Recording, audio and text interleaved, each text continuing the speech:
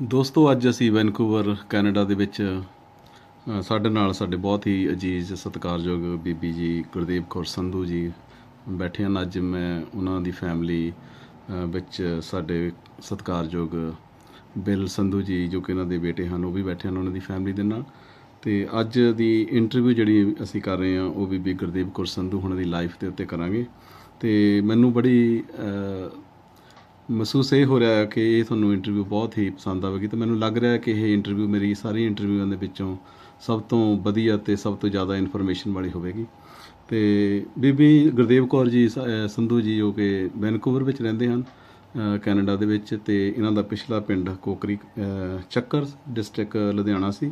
ਅਤੇ ਆਓ ਆਪਾਂ ਬੀਬੀ ਜੀ ਨਾਲ ਗੱਲਬਾਤ ਕਰਦੇ ਹਾਂ। ਬੀਬੀ ਜੀ ਸਤਿ ਸ਼੍ਰੀ ਅਕਾਲ ਜੀ। ਸਤਿ ਸ੍ਰੀ ਅਕਾਲ ਜੀ।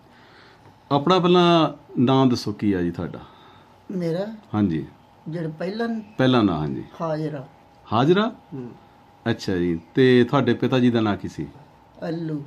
ਅੱਲੂ। ਅੱਛਾ ਜੀ। ਮਾਤਾ ਜੀ ਦਾ ਨਾਂ ਕੀ ਸੀ? ਮੈਨੂੰ ਚੇਤਾ ਨਹੀਂ। ਮਾਤਾ ਹਲੀਮਾ। ਹਲੀਮੀ। ਅੱਛਾ ਅੱਛਾ ਜੀ। ਅਤੇ ਉਹ ਚੱਕਰ ਪਿੰਡ 'ਚ ਸੀਗੇ ਤੁਸੀਂ? ਅੱਛਾ ਜੀ। ਅਤੇ ਤੁਹਾਡੇ ਪਿਤਾ ਜੀ ਕੀ ਕੰਮ ਕਰਦੇ ਸੀ?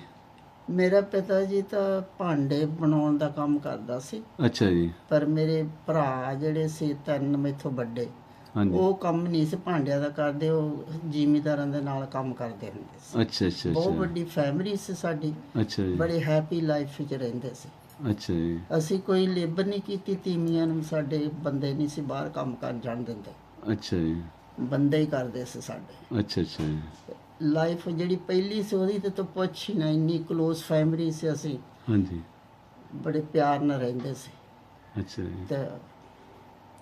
ਤੇ ਪਿਤਾ ਜੀ ਤੁਹਾਡੇ ਉਹ ਭਾਂਡੇ ਬਣਾਉਣ ਦਾ ਕੰਮ ਕਰਦੇ ਉਹ ਸੀ? ਕਿਤੇ ਕਿਤੇ ਸ਼ੌਂਕ। ਅੱਛਾ ਅੱਛਾ ਜੀ। ਉਹਨੂੰ ਕੋਈ ਜ਼ਰੂਰੀ ਨਹੀਂ ਸੀ ਵੀ ਉਹ ਵੇਚਦਾ ਨਹੀਂ ਸੀਗਾ, ਘਰਦਿਆਂ ਲਈ ਜਾਂ ਰਿਸ਼ਤੇਦਾਰਾਂ ਲਈ ਅੱਛਾ ਅੱਛਾ ਬਣਾਉਂਦਾ ਸੀ। ਪਰ ਮੇਰੇ ਭਰਾ ਵੱਡੇ ਕੰਮ ਕਰਦੇ ਸੀ, ਬਹੁਤ ਗੁੱਡ। ਅਸੀਂ ਆਪਦੇ ਘਰ ਪਸ਼ੂ ਰੱਖਦੇ ਸੀ, ਘਰ ਦੇ ਦੁੱਧ ਤੇ ਸਾਰਾ ਕੁਝ ਕਰਦਾ। ਅੱਛਾ ਜੀ। ਤੁਹਾਡੇ ਭਰਾਵਾਂ ਦੇ ਨਾਂ ਕੀ ਸੀਗੇ ਜੀ? ਮੈਨੂੰ ਤਾਂ ਹੁਣ ਉਹਨਾਂ ਦਾ ਵੀ ਨਹੀਂ ਨਾਂ ਚੇਤਾ ਭੁੱਲਿਆ। ਅੱਛਾ ਜੀ। ਚੇਤਾ ਭੁੱਲ। ਕਿੰਨੇ ਭਰਾ ਸੀ ਤੁਹਾਡੇ? 3 ਵੱਡੇ ਮੈਥੋਂ। 3 ਵੱਡੇ ਸੀ ਤੁਹਾਡੇ ਤੋਂ? ਅੱਛਾ ਜੀ। ਕਿੰਨੇ ਕੁ ਵੱਡੇ ਸੀ ਤੁਹਾਡੇ ਤੋਂ? ਉਹ ਮੈਥੋਂ ਤਾਂ ਬਹੁਤ ਵੱਡੇ ਸੀ। 2 ਤਾਂ ਵਿਆਹੇ ਹੋਏ ਸੀ ਜਦੋਂ ਮੈਂ ਛੋਟੀ ਜੀ ਸੀ। ਅੱਛਾ ਜੀ। ਹਾਂ। ਤੁਹਾਡਾ ਜਨਮ ਕਦੋਂ ਦਾ ਹੈ ਜੀ? ਰਿਕਾਰਡ ਨਹੀਂ ਹੋਇਆ। ਜਦੋਂ 47? ਹਾਂਜੀ। ਜਦੋਂ 47 ਹੋਏ ਸੀ ਉਦੋਂ ਕਿੰਨੀ ਉਮਰ ਸੀ ਤੁਹਾਡੀ? 12-13 ਸਾਲ ਦੀ ਸੀ। 12-13 ਸਾਲ ਸੀ। ਅੱਛਾ ਅੱਛਾ ਅੱਛਾ। ਠੀਕ ਆ। ਹਾਂ। ਤੇ ਚੱਕਰ ਪਿੰਡ ਬਾਰੇ ਦੱਸੋ, ਉੱਥੇ ਕਿਹੜੀਆਂ ਬਰਾਦਰੀਆਂ ਹੋ ਰਹਿੰਦੀਆਂ ਸੀ? ਕਿੰਨੇ ਕੁ ਮੁਸਲਮਾਨਾਂ ਦੇ ਘਰ ਸੀਗੇ? ਬਹੁਤ ਪਿੰਡ ਵੱਡਾ ਸੀ। ਅੱਛਾ ਜੀ। ਬਹੁਤ ਰਾਈ ਰਹਿੰਦੇ ਸੀ, ਸਾਰੀਆਂ ਕੌਮਾਂ ਰਹਿੰਦੀਆਂ ਸੀ। ਹਿੰਦੂ ਵੀ ਸੀਗੇ? ਹਾਂਜੀ ਹਾਂ। ਸਿੱਖ ਵੀ ਸੀਗੇ? ਜੱਟ ਸਾਰਿਆਂ ਦੇ ਵਿੱਚ ਅਸੀਂ ਖੇਡਣਾ, ਜੱਟਾਂ ਦੇ ਨਾਲ, ਹਿੰਦੂਆਂ ਦੇ ਨਾਲ, ਕੁੜੀਆਂ ਦੇ ਨਾਲ ਬਾਹਰ ਜਾਣਾ, ਤੀਆਂ ਦੇਖਣ ਜਾਣਾ। ਅੱਛਾ ਜੀ। ਬਹੁਤ ਪਿਆਰ ਹੁੰਦਾ ਸੀ ਸਾਡਾ। ਕਦੇ ਸੋਚ ਵੀ ਨਹੀਂ ਸੀ ਸਕਦੇ ਵੀ ਸਾਡੀ ਫੈਮਿਲੀ ਵੀ ਖਿਲਰ ਜਾਊਗੀ। ਅੱਛਾ ਜੀ। ਇਹ ਕੁਛ ਸਾਡੇ ਨਾਲ ਹੋਊਗਾ। ਇੰਨੇ ਖੁਸ਼ ਰਹਿੰਦੇ ਹੁੰਦੇ ਸੀ। ਕਿੰਨੀ ਕੁ ਆਬਾਦੀ ਸੀ ਪਿੰਡ ਦੀ ਉਦੋਂ? ਪਿੰਡ ਦਾ ਬਹੁਤ ਵੱਡਾ ਪਿੰਡ, ਕੋਕਰੀ ਦੇ ਪਿੰਡ ਜਿਹੜਾ ਹੋ 16 ਦਰਵਾਜ਼ੇ ਸੀ ਪਿੰਡ ਦਾ। ਅੱਛਾ ਅੱਛਾ ਅੱਛਾ। ਪਿੰਡ ਬਹੁਤ ਵੱਡਾ ਸੀ ਸਾਡਾ। ਅੱਛਾ ਜੀ। ਲੰਬੜਦਾਰ ਕੌਣ ਸੀਗਾ ਜੀ?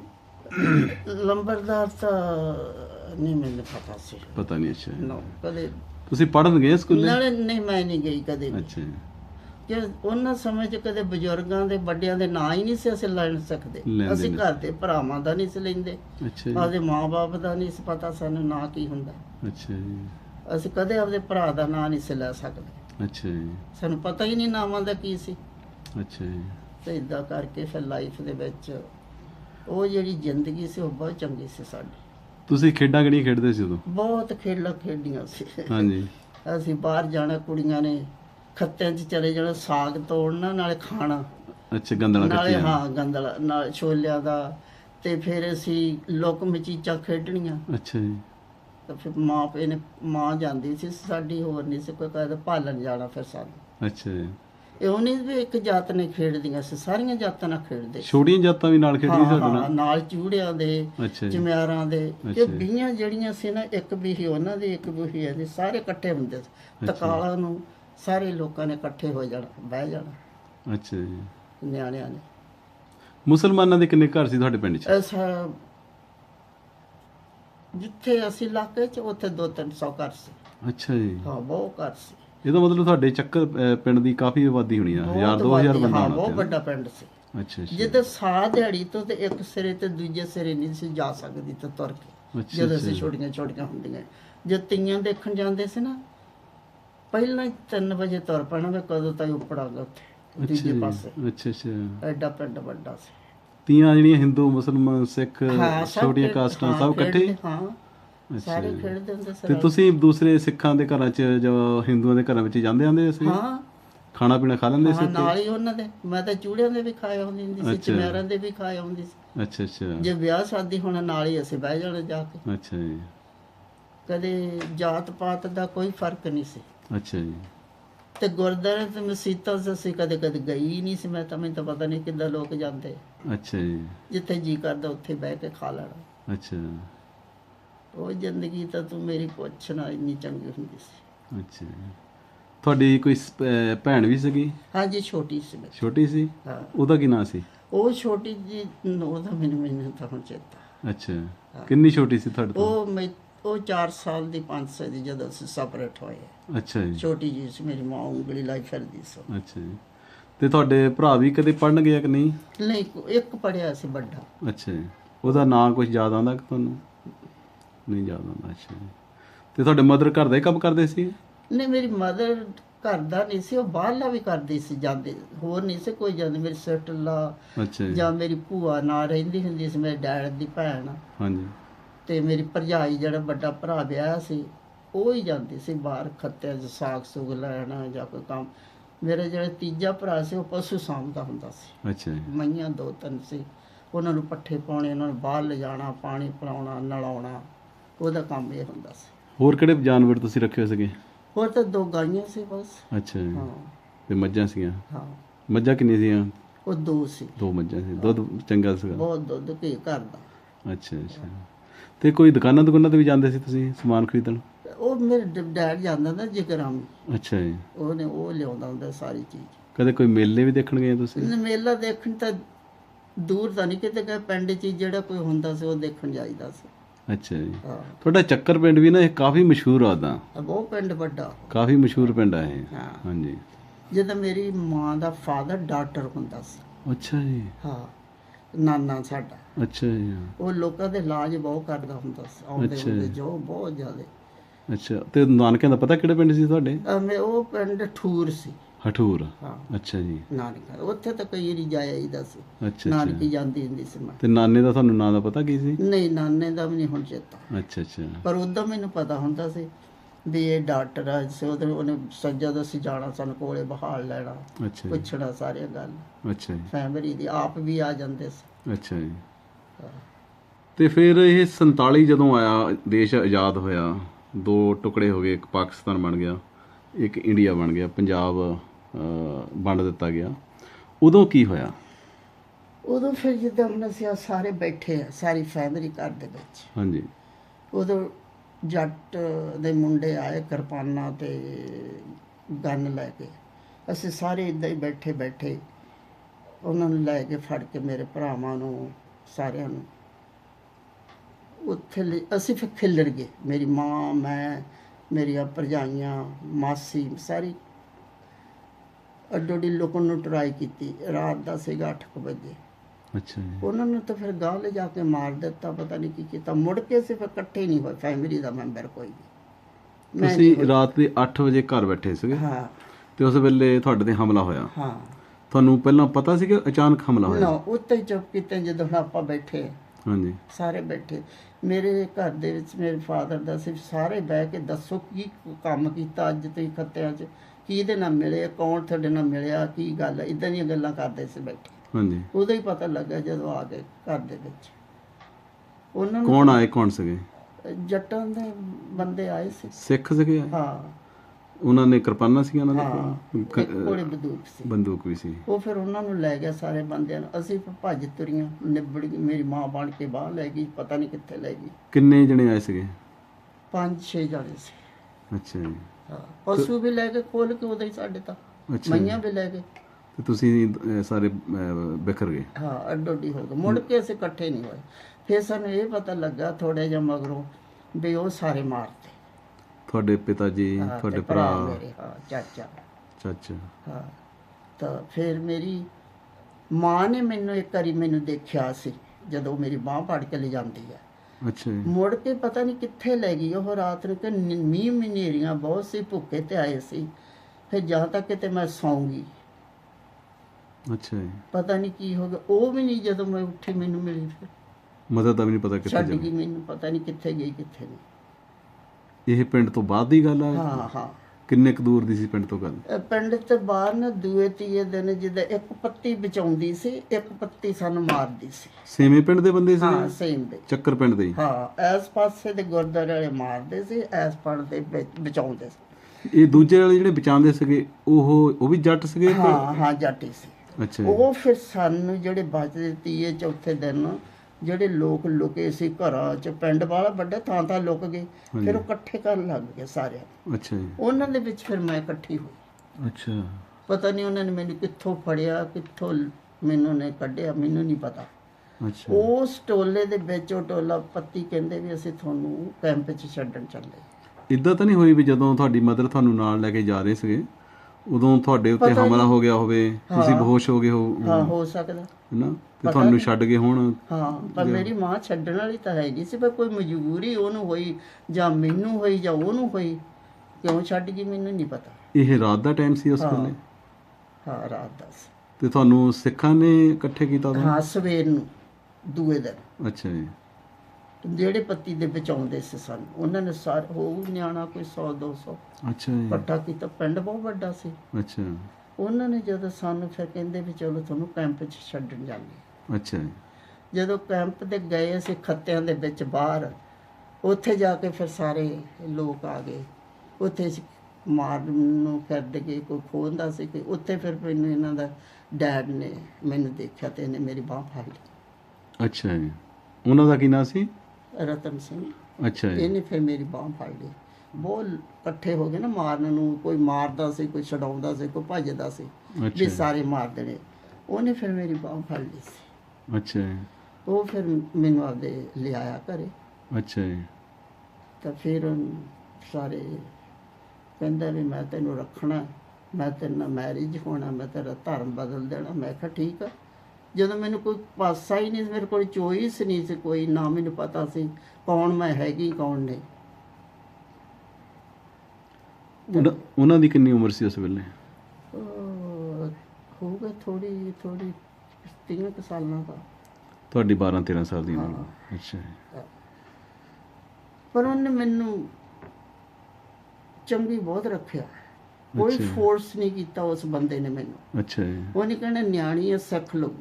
ਕੋਈ ਵੀ ਕੰਮ ਕਰਨ ਵਾਲਾ ਸੀ ਕਹਿੰਦਾ ਟਾਈਮ ਲੱਗੂਗਾ, ਤੈਨੂੰ ਘਬਰਾਉਣ ਦੇ ਕੋਈ ਲੋੜ ਨਹੀਂ। ਅੱਛਾ। ਉਸ ਬੰਦੇ ਕੋਲ ਇੰਨਾ ਪੇਸ਼ੈਂਸ ਸੀ, ਮੈਂ ਦੱਸ ਨਹੀਂ ਸਕਦੀ। ਅੱਛਾ।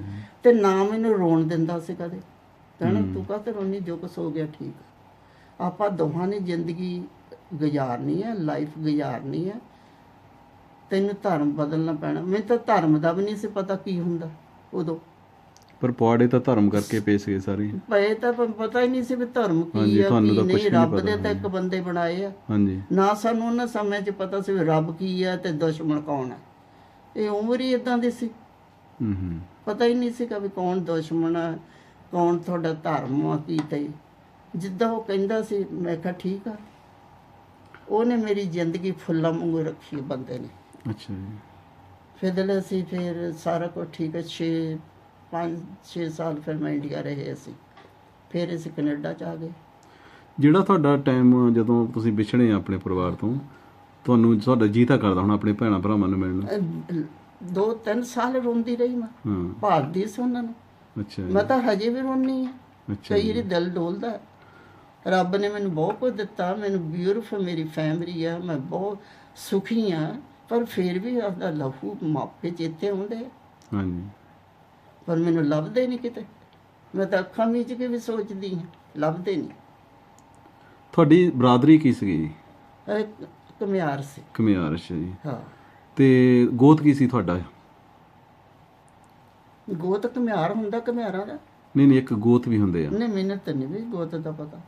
ਅੱਛਾ ਜੀ। ਹਾਂ, ਨਾ ਕਦੇ ਗੋਤ। ਕਿਉਂਕਿ ਜੇ ਤੁਹਾਡੇ ਫੈਮਿਲੀ ਜਿਹੜੀ ਵਿਛੜੀ ਆ ਨਾ ਚੱਕਰ ਪਿੰਡ ਤੋਂ, ਇਹ ਵੀ ਕਾਫੀ ਆ ਵੀ ਲੱਭਣ ਵਿੱਚ ਸਹਾਈ ਹੋ ਸਕਦੀ ਆ ਹਾਂ ਵੀ ਚੱਕਰ ਪਿੰਡ ਸੀ ਉਹਨਾਂ ਦਾ। ਹਾਂ ਤੇ ਪਰ ਜੇ ਗੋਤ ਦਾ ਪਤਾ ਲੱਗ ਜਾਵੇ ਜਾਂ ਉਹਨਾਂ ਦੇ ਨਾਵਾਂ ਦਾ ਪਤਾ ਲੱਗ ਜਾਵੇ ਤਾਂ ਤੁਹਾਡੀ ਫੈਮਿਲੀ ਜੇ ਉਹ ਠੀਕ ਠਾਕ ਪਾਕਿਸਤਾਨ ਚਲ ਗਏ ਹੋਣ ਉਸ ਵੇਲੇ ਤਾਂ ਲੱਭੇ ਜਾ ਸਕਦੇ ਆ। ਨਹੀਂ, ਉਹ ਮਾਰਿਆਂ ਦਾ ਤਾਂ ਰਾਤ ਨੂੰ ਪਤਾ ਲੱਗ ਗਿਆ ਸੀ ਮੇਰੇ ਪੇ ਨੂੰ। ਹਾਂਜੀ ਜਿਨ੍ਹਾਂ ਨੂੰ ਜਿੱਦਾਂ ਕਿਸੇ ਜਿਹੜੇ ਨਾਲ ਸੀ ਨਾ ਬੰਦੇ ਦੇਖੇ ਜਿਨ੍ਹਾਂ ਨੇ, ਉਹਨਾਂ ਨੇ ਆ ਕੇ ਮੇਰੀ ਮਾਂ ਨੂੰ ਦੱਸਤਾ ਸੀ ਅੱਛਾ ਜੀ। ਵੀ ਉਹ ਨਹੀਂ ਬਚੇ। ਫਿਰ ਉਹਨਾਂ ਨੇ ਚੱਕ ਕੇ ਉਹ ਦੱਬੇ, ਜਿੱਦਾਂ ਆਪਣੇ ਫਿਨਰੋ ਕਰਦੇ ਉਹਨਾਂ ਦਾ, ਹਾਂਜੀ ਹਾਂਜੀ ਉਹਨਾਂ ਨੇ ਫਿਰ ਦੱਬੇ ਉਹਨਾਂ ਨੂੰ ਅੱਛਾ ਜੀ। ਚੱਕ ਕੇ ਲਿਆਏ। ਤੇ ਭਰਾ ਵੀ ਤੁਹਾਡੇ ਨਾਲੇ ਸੀ? ਹਾਂ, ਭਰਾ ਤੁਹਾਡੇ ਕਿੰਨੀ ਕਿੰਨੀ ਕੁ ਉਮਰ ਦੇ ਸੀ ਉਸ ਵੇਲੇ? ਉਹ ਮੇਰੇ ਭਰਾ ਤਾਂ ਜਵਾਨ ਸੀ। ਅੱਛਾ 20-25 ਸਾਲ ਦੇ ਸੀ? ਹਾਂ ਹਾਂ, ਵੱਡਾ ਤਾਂ ਹੋਊਗਾ 20-25 ਸਾਲ ਦਾ। ਤੇ ਹੋਰ ਵੀ ਸੀਗੇ ਬੱਚੇ? ਤੁਸੀਂ ਤਾਂ ਸਾਰੇ ਜਿਹੜੇ ਉਸ ਵੇਲੇ ਵਿਛੜੇ ਆ, ਤਾਂ ਬਾਕੀ ਉਹਨਾਂ ਦੇ ਬੱਚਿਆਂ ਦਾ ਪਤਾ ਲੱਗਾ ਵੀ ਉਹ ਕਿੱਧਰ ਗਏ ਆ? ਫਿਰ ਮੈਨੂੰ ਤਾਂ ਜਦੋਂ ਸਾਨੂੰ ਫੜਿਆ ਨਾ ਇਹਨਾਂ ਦੇ ਡੈਡ ਨੇ, ਮੈਨੂੰ ਤਾਂ ਉਦੋਂ ਲੈ ਕੇ ਤੁਰ ਪਿਆ। ਕਹਿੰਦਾ ਇਸ ਇਕੱਠ ਦੇ ਵਿੱਚੋਂ ਨਿਕਲ ਜੀਏ, ਪਤਾ ਨਹੀਂ ਕੀ ਹੋ ਜਾਣਾ। ਤੁਹਾਨੂੰ ਯਾਨੀ ਕਿ ਜਦੋਂ ਤੁਹਾਨੂੰ ਲੈ ਕੇ ਨਾਲ ਜਾਂਦੇ ਆ, ਹਾਂ, ਉਦੋਂ ਕੋਈ ਤੁਹਾਨੂੰ ਉਹ ਤੁਸੀਂ ਆਪ ਚਾਹੁੰਦੇ ਆ ਕਿ ਕੋਈ ਉੱਥੇ ਤੁਹਾਨੂੰ ਜਿੱਦਾਂ ਤੁਹਾਨੂੰ ਅਬਡਕਟ ਕੀਤਾ ਹੁੰਦਾ ਜਾਂ ਤੁਹਾਡੇ ਨਾਲ ਧੱਕੇ ਨਾਲ ਤੁਹਾਨੂੰ ਲੈ ਕੇ ਜਾਂਦੇ ਆ? ਨੋ ਨੋ ਨੋ, ਉਹਨੇ ਕਿਸੇ ਨੇ ਨਹੀਂ ਮੈਨੂੰ ਧੱਕਾ ਕੀਤਾ।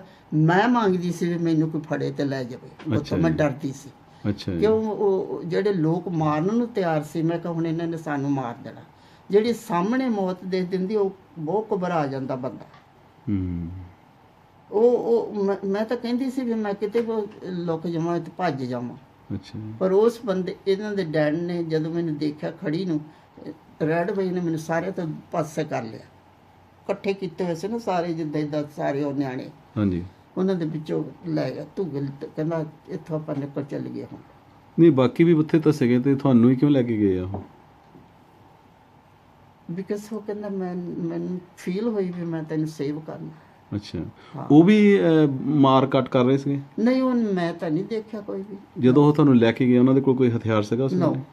ਕੋਈ ਕਿਰਪਾਨ ਸੀ? ਨਾਲ ਆਇਆ ਸੀ ਕਿ 2-3 ਬੰਦਿਆਂ ਦੇ, ਉਹਨਾਂ ਕੋਲੇ ਹੋਣਗੇ। ਇਹਦੇ ਤਾਂ ਮੈਂ ਕੋਈ ਹੱਥ 'ਚ ਨਹੀਂ ਦੇਖਿਆ। ਅੱਛਾ। ਹਾਂ, ਨਾ ਇਹਨੇ ਮੈਨੂੰ ਥ੍ਰੈਟ ਹੀ ਕੀਤਾ। ਅੱਛਾ ਅੱਛਾ। ਵੀ ਮੈਂ ਤੈਨੂੰ ਮਾਰ ਦੇਣਾ, ਤੂੰ ਮੇਰੇ ਨਾਲ ਜਾਣਾ ਨਹੀਂ, ਜਾਂ ਤੂੰ ਮੇਰੇ ਨਾਲ ਚੱਲ। ਹੀ ਨੈਵਰ ਥ੍ਰੈਟ ਵੀ। ਕਿਉਂਕਿ ਕਈ ਦੂਸਰੇ ਥਾਟ ਇਹ ਵੀ ਆ ਨਾ ਵੀ ਜਿਹੜੇ ਉਸ ਵੇਲੇ ਜਿਹੜੀਆਂ ਕੁੜੀਆਂ ਇੱਥੇ ਰੱਖ ਲਈਆਂ ਗਈਆਂ ਨਾ, ਉਹਨਾਂ ਨੂੰ ਮੋਸਟ ਆਫ ਜਿਹੜੀਆਂ ਸੀਗੀਆਂ ਉਹ ਉਹਨਾਂ ਨੂੰ ਧੱਕੇ ਨਾਲ ਰੱਖਿਆ ਗਿਆ। ਹਾਂ, ਠੀਕ ਹੈ ਨਾ। ਮੇਰਾ ਕੁਐਸਚਨ ਕਰਨ ਦਾ ਇਹ ਆ ਵੀ ਤੁਹਾਨੂੰ ਧੱਕੇ ਨਾਲ ਤਾਂ ਨਹੀਂ ਰੱਖਿਆ ਗਿਆ ਉਸ ਵੇਲੇ? ਨਹੀਂ। ਅੱਛਾ। ਮੈਨੂੰ ਉਹਨੇ ਨਾਮ ਦਿੱਤੇ ਸੀ ਫੋਂਟ। ਮੈਨੂੰ ਪਤਾ ਨਹੀਂ ਸੀ ਵੀ ਜੋਰਾਜਰ ਵੀ ਕੀ ਹੁੰਦਾ ਤੇ ਧੱਕਾ ਕੀ ਹੁੰਦਾ। ਤੁਹਾਨੂੰ ਪਤਾ ਹੀ ਨਹੀਂ ਹੋਣਾ, ਤੁਸੀਂ ਤਾਂ ਬੱਚੇ ਸੀ। ਮੈਨੂੰ ਪਤਾ ਨਹੀਂ ਕੀ ਹੁੰਦਾ। ਮੈਨੂੰ ਇਹ ਪਤਾ ਸੀਗਾ ਵੀ ਇਹਨਾਂ ਨੇ ਸਾਨੂੰ ਮਾਰ ਦੇਣਾ, ਮੇਰੀ ਫੈਮਿਲੀ ਸਾਰੀ ਮਾਰਤੀ, ਮੈਨੂੰ ਵੀ ਮਾਰ ਦੇਣਾ। ਮੈਂ ਬਚਣ ਨੂੰ ਟਰਾਈ ਕਰਦੀ ਸੀ, ਮੇਰਾ ਹਾਰਟ ਕਹਿੰਦਾ ਸੀ ਮੈਂ ਬਚ ਰਹਾਂ। ਉਸ ਵੇਲੇ ਬੋਲੀ ਨਹੀਂ, ਮੈਂ ਤਾਂ ਕੁਛ ਨਹੀਂ ਕਿਹਾ ਉਹਨੂੰ। ਉਸ ਵੇਲੇ ਤੁਹਾਡੇ ਨਾਲ ਜਿਹੜੇ ਬਾਕੀ ਹੋਰ ਬੱਚੇ ਸੀਗੇ ਜਾਂ ਹੋਰ ਲੇਡੀ ਸੀਗੇ, ਉਹ ਵੀ ਖਿਲਰ ਗਏ ਸਾਰੇ? ਉਹਨਾਂ ਨੂੰ ਵੀ ਇੱਦਾਂ ਹੀ ਲੈ ਗਏ? ਹਾਂ, ਕੋਈ ਲੈ ਗਿਆ, ਕੁੜੀਆਂ ਨੂੰ ਲੈ ਗਏ, ਮੁੰਡਿਆਂ ਨੂੰ ਪਤਾ ਨਹੀਂ ਕੀ ਕੀਤਾ ਉਹਨਾਂ ਨੇ ਮਗਰੋਂ। ਤੁਸੀਂ ਆਪਣੀਆਂ ਅੱਖਾਂ ਦੇ ਨਾਲ ਕੋਈ ਮਾਰ ਕੱਟ ਹੁੰਦੀ ਦੇਖੀ? ਨਹੀਂ, ਮੈਂ ਨਹੀਂ ਦੇਖਿਆ। ਉਦੋਂ ਤਾਂ ਅਜੇ ਏਦਾਂ ਘੇਰਾ ਹੀ ਪਿਆ ਸੀ ਜਦੋਂ ਅਸੀਂ ਖੱਤਿਆਂ ਵਿੱਚ ਖੜੇ ਸੀ। ਅੱਛਾ। ਹਜੇ ਪਤਾ ਨਹੀਂ ਸੀ ਉਹਨਾਂ ਨੂੰ ਲੱਗਦਾ ਵੀ ਜਗਰਾਵਾਂ ਵੀ ਨੇੜੇ ਆ ਕੈਂਪ, ਵੀ ਜੇ ਆਰਮੀ ਨੂੰ ਪਤਾ ਲੱਗ ਗਿਆ ਅਸੀਂ ਫੜਨਾ ਹੋ ਜਾਈਏ। ਉਹ ਇਹ ਗੱਲਾਂ ਬੈਠੇ ਚ ਅੱਛਾ ਸਾਰੇ ਘੇਰੇ ਦੀ। ਕੋਈ ਬਚਾਉਣ ਨੂੰ ਫਿਰਦਾ ਸੀ, ਕੋਈ ਮਾਰਨ ਨੂੰ ਫਿਰਦਾ ਸੀ। ਅੱਛਾ। ਇੰਨੇ 'ਚ ਫਿਰ ਮੈਨੂੰ ਨਹੀਂ ਮਗਰੋਂ ਪਤਾ ਵੀ ਉਹ ਸਾਰੇ ਮਰ ਗਏ ਜਾਂ ਕੈਂਪ 'ਚ ਗਏ ਜਾਂ ਕੀ ਹੋਇਆ ਕੀ ਨਹੀਂ। ਮੇਰਾ ਕੋਈ ਕਨੈਕਸ਼ਨ ਨਹੀਂ ਕਿਸੇ ਨਾਲ ਹੋਇਆ। ਤੇ ਤੁਸੀਂ ਦੱਸਿਆ ਵੀ ਜਿਹਨਾਂ ਨੇ ਹਮਲਾ ਕੀਤਾ ਉਹ ਚੱਕਰ ਪਿੰਡ ਦੇ ਸੀਗੇ? ਹਾਂ ਹਾਂ।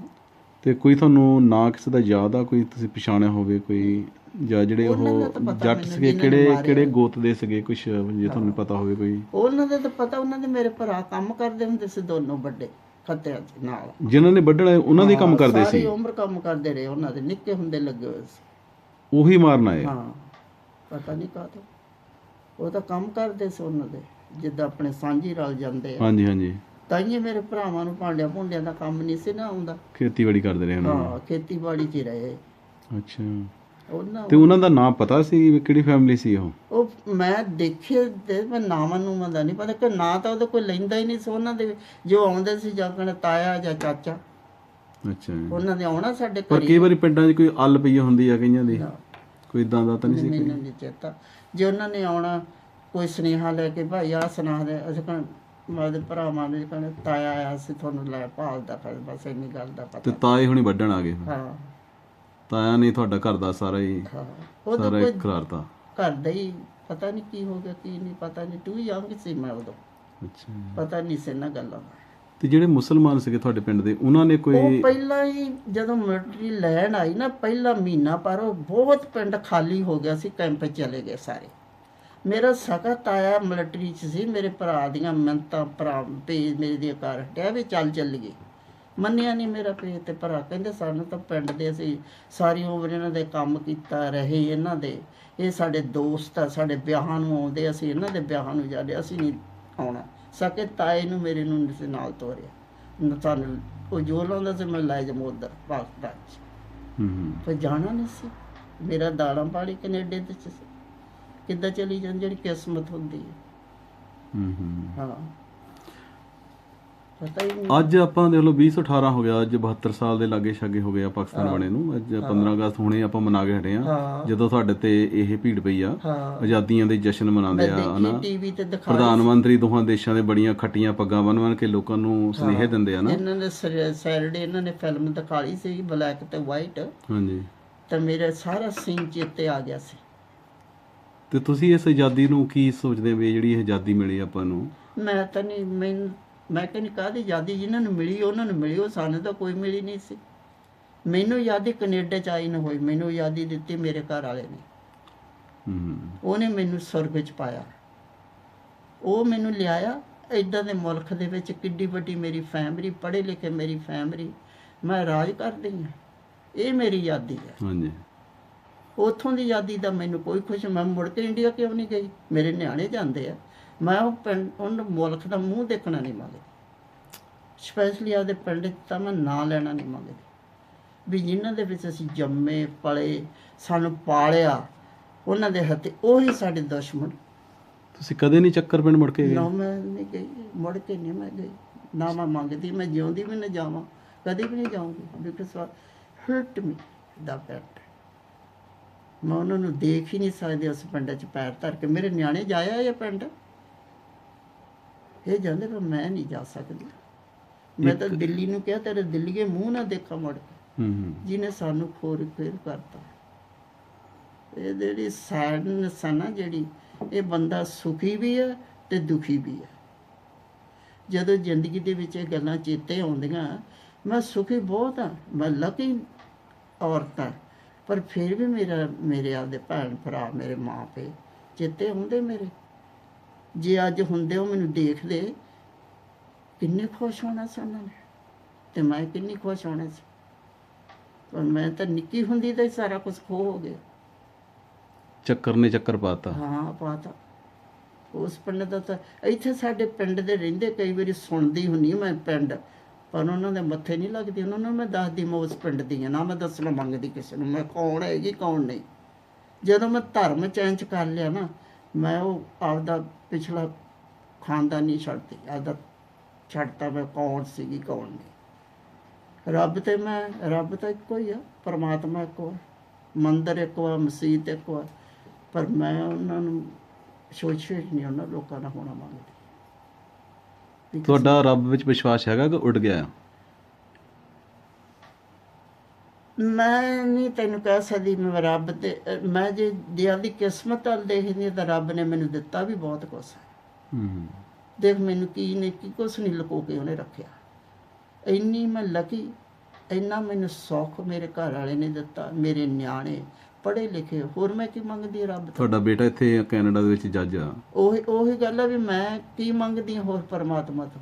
ਬਹੁਤ ਕੁਝ ਦੇਤਾ ਉਹਨੇ ਮੈਨੂੰ, ਸ਼ੁਕਰ ਕਰਦੀ ਮੈਂ ਉਹਦਾ। ਪਰ ਮੇਰੇ ਮਾਪੇ ਦੇ ਕਰਮਾਂ 'ਚ ਇਹ ਗੱਲ ਲਿਖੀ ਹੋ ਕਿ ਮੈਂ ਦੇਖਣੀ ਸੀ ਜ਼ਿੰਦਗੀ 'ਚ ਆਪਦੀ 'ਚ ਵੀ ਮੇਰੇ ਨਾਲ ਕੁਛ ਹੋਇਆ। ਪਰ ਮੈਂ ਕਦੇ ਅੱਜ ਤਾਈਂ ਗੱਲ ਆਪਦੇ ਨਿਆਣਿਆਂ ਨੂੰ ਵੀ ਨਹੀਂ ਦੱਸਦੀ ਸੀ। ਪੁੱਛ ਲਾ ਕੋਲੇ ਬੈਠੀ ਆ, ਮੈਂ ਦੱਸ ਨਹੀਂ ਸੀ ਸਕਦੀ ਆਪਦੇ ਨਿਆਣਿਆਂ ਨੂੰ ਵੀ ਮੈਂ ਕੌਣ ਹੈਗੀ, ਕੀ ਮੇਰੇ ਨਾਲ ਬੀਤੀਆਂ, ਕੀ ਮੇਰੇ ਰੂਟ ਆ।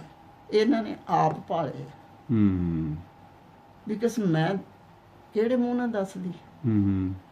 ਤੁਹਾਨੂੰ ਕੋਈ ਆਪਣੇ ਆਪ ਨਾਲ ਮਨ ਦੇ ਵਿੱਚ ਕੋਈ ਰੰਜ ਵੀ ਹੈਗਾ ਆਪਣੇ ਆਪ ਨਾਲ? ਹੀ ਰੰਜ ਹੈਗਾ ਬਹੁਤ, ਪਰ ਮੈਂ ਕਰ ਕੀ ਸਕਦੀ ਰੰਜ ਨੂੰ।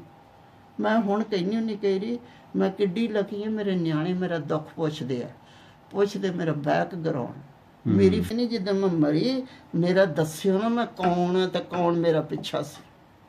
ਪਲੀਜ਼ ਲੁਕੋ ਕੇ ਰੱਖਿਓ ਤੁਸੀਂ। ਮੇਰਾ ਦਿਲ ਏਦਾਂ ਪਤਾ ਨਹੀਂ ਕਾਹ ਤੋਂ ਮੈਂ ਕਹਿੰਦੀ। ਮੇਰੇ ਨਿਆਣੇ ਹਜੇ ਕਹਿੰਦੇ ਮਾਂ why you thinking about that, because ਮੈਂ ਸ਼ੇਮ ਵੀ ਹੁੰਨੀ ਆ ਵੀ ਮੈਂ ਕਿੰਨਾ ਕੁਛ ਦੇਖਿਆ ਤੇ ਮੈਂ ਦੱਸ ਨਹੀਂ ਸਕਦੀ, ਮੈਂ ਮੂੰਹ ਚੱਕ ਕੇ ਨਹੀਂ। ਪਰ ਮੈਂ ਜਦੋਂ ਦੇਖਦੀ ਆ ਵੀ ਮੇਰੇ ਘਰ ਆਦਮੀ ਨੇ ਤਾਂ ਮੈਨੂੰ ਰਾਣੀ ਬਣਾ ਕੇ ਰੱਖਿਆ, ਹਾਂਜੀ, ਕਦੇ ਝੜਕਿਆ ਨਹੀਂ ਸੀ, ਕਿੰਨਾ ਕੁਛ ਮੈਨੂੰ ਉਹਨੇ ਦਿੱਤਾ, ਇਸ ਮੁਲਕ 'ਚ ਲਿਆਉਣਾ ਸਿਖਾਲਾ ਨਹੀਂ ਕਿ ਇੰਡੀਆ ਦੇ ਵਿੱਚੋਂ, ਹਾਂਜੀ, ਮੇਰੇ ਨਾਂ ਤੇ ਕੱਢਣਾ ਉਹਨੇ ਮੈਨੂੰ ਦਿਲਾ ਕਿੱਦਾਂ ਨਾ ਕੱਢਿਆ ਮੈਨੂੰ ਨਹੀਂ ਪਤਾ, ਕਿੱਦਾਂ ਉਹਨੇ ਮੇਰਾ ਪਾਸਪੋਰਟ ਬਣਾਇਆ, ਕਿੱਦਾਂ ਮੇਰਾ ਨਾਂ ਲਿਖਵਾਇਆ, ਕਿੱਦਾਂ ਜਦੋਂ ਉਦੋਂ ਵੀ ਮੇਰਾ ਬੈਕ ਪਤਾ ਲੱਗ ਜਾਂਦਾ, ਇੰਡੀਆ ਦੀ ਗੌਰਮੈਂਟ ਨੇ ਮੈਨੂੰ ਲੰਘਣ ਨਹੀਂ ਸੀ ਦੇਣਾ। ਮੈਂ ਉਹਦਾ ਵੀ ਧੰਨਵਾਦ ਕਰਦੀ ਹਾਂ ਵੀ ਜੋ ਕੁਛ ਮੇਰੇ ਲਈ ਕਰਕੇ ਗਿਆ, ਅੱਜ ਉਹਦਾ ਮੈਂ ਪਰਿਵਾਰ ਸਾਂਭੀ ਬੈਠੀ ਹਾਂ। ਇਹ ਵੀ ਬਹੁਤ ਵੱਡੀ ਗੱਲ ਵਾ ਸੋਚਣ ਦੀ। ਪਰ ਜ਼ਿੰਦਗੀ ਚੜ੍ਹ ਆਉਂਦੇ ਹੀ ਰਹਿੰਦੇ ਆ, ਪਰ ਫੇਰ ਵੀ ਤੁਹਾਡੇ ਤਾਂ ਜ਼ਿਆਦਾ ਚੜਾਅ ਉਤਰਾਅ ਹੀ ਸੀਗੇ ਨਾ ਜਿਹੜੇ ਇਹ ਵੱਡ ਘੱਟ ਹੋਈ ਇੰਨੀ 47 ਬਣਿਆ ਆ। ਹਾਂ, ਲੋਕੀ ਮੈਂ ਕਦੇ ਆਪਦੇ ਨਿਆਣਿਆਂ ਕੋਲੇ ਰੋਈ ਵੀ ਨਹੀਂ ਸੀ ਨਿੱਕੇ ਹੁੰਦਿਆਂ ਕੋਲੇ, ਕਿ ਜਦੋਂ ਇਹਨਾਂ ਦਾ ਪੇ ਦੀ ਡੈਥ ਹੋ ਗਈ ਮੈਂ ਸਟਰੋਂਗ ਬਣ ਕੇ ਕਿਹਾ ਮੈਂ ਆਪਦੇ ਨਿਆਣਿਆਂ ਨੂੰ ਡਾਊਨ ਨਹੀਂ ਹੋਣਾ ਆਪਦੇ ਆਪ 'ਚ, ਮੈਂ ਇਹਨਾਂ ਨੂੰ ਪਾਲਣਾ, ਇਹਨਾਂ ਨੂੰ ਪੜ੍ਹਾਉਣਾ, ਇਹਨਾਂ ਨੂੰ ਗੁੱਡ ਜ਼ਿੰਦਗੀ ਦੇਣੀ ਹੈ, ਦੁਨੀਆ ਤੇ ਫਿਰਨ, ਦੁਨੀਆ ਦੇ ਵਿੱਚ ਗੱਲ ਕਰਨ ਜੋ ਕਿ ਖੜੇ ਹੋ ਕੇ ਹੋ ਜਾਣ। ਮੇਰਾ ਇਹ ਸੁਪਨਾ ਸੀ, ਉਹ ਪੂਰਾ ਹੋ ਗਿਆ। ਜਿਹੜੀ ਮੇਰੇ 'ਚ ਵੀਕਨੈਸ ਸੀ ਨਾ, ਉਹ ਮੈਂ ਆਪਦੇ ਨਿਆਣਿਆਂ ਨੂੰ ਕਿਹਾ ਵੀ ਤੇ ਖੁੱਲੇ ਹੋ ਕੇ ਬੋਲੋ, ਤੇ ਖੁੱਲੇ ਹੋ ਕੇ ਪੜ੍ਹੋ, ਤੇ ਖੁੱਲੇ ਹੋ ਕੇ ਦੁਨੀਆ ਦੇ ਵਿੱਚ ਬੈਠੋ।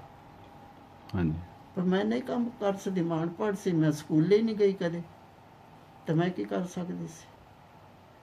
ਪਰ ਮੈਂ ਬਹੁਤ ਲੱਕੀ ਮਾਂ ਹੈ ਜਿਹਦੇ ਕੋਲ ਇੰਨਾ ਕੁਛ ਹੈ, ਹੋਰ ਕੀ ਮੈਂ ਭਾਲਦੀ ਹਾਂ, ਸਭ ਕੁਛ ਮੇਰੇ ਕੋਲੇ ਹੈ।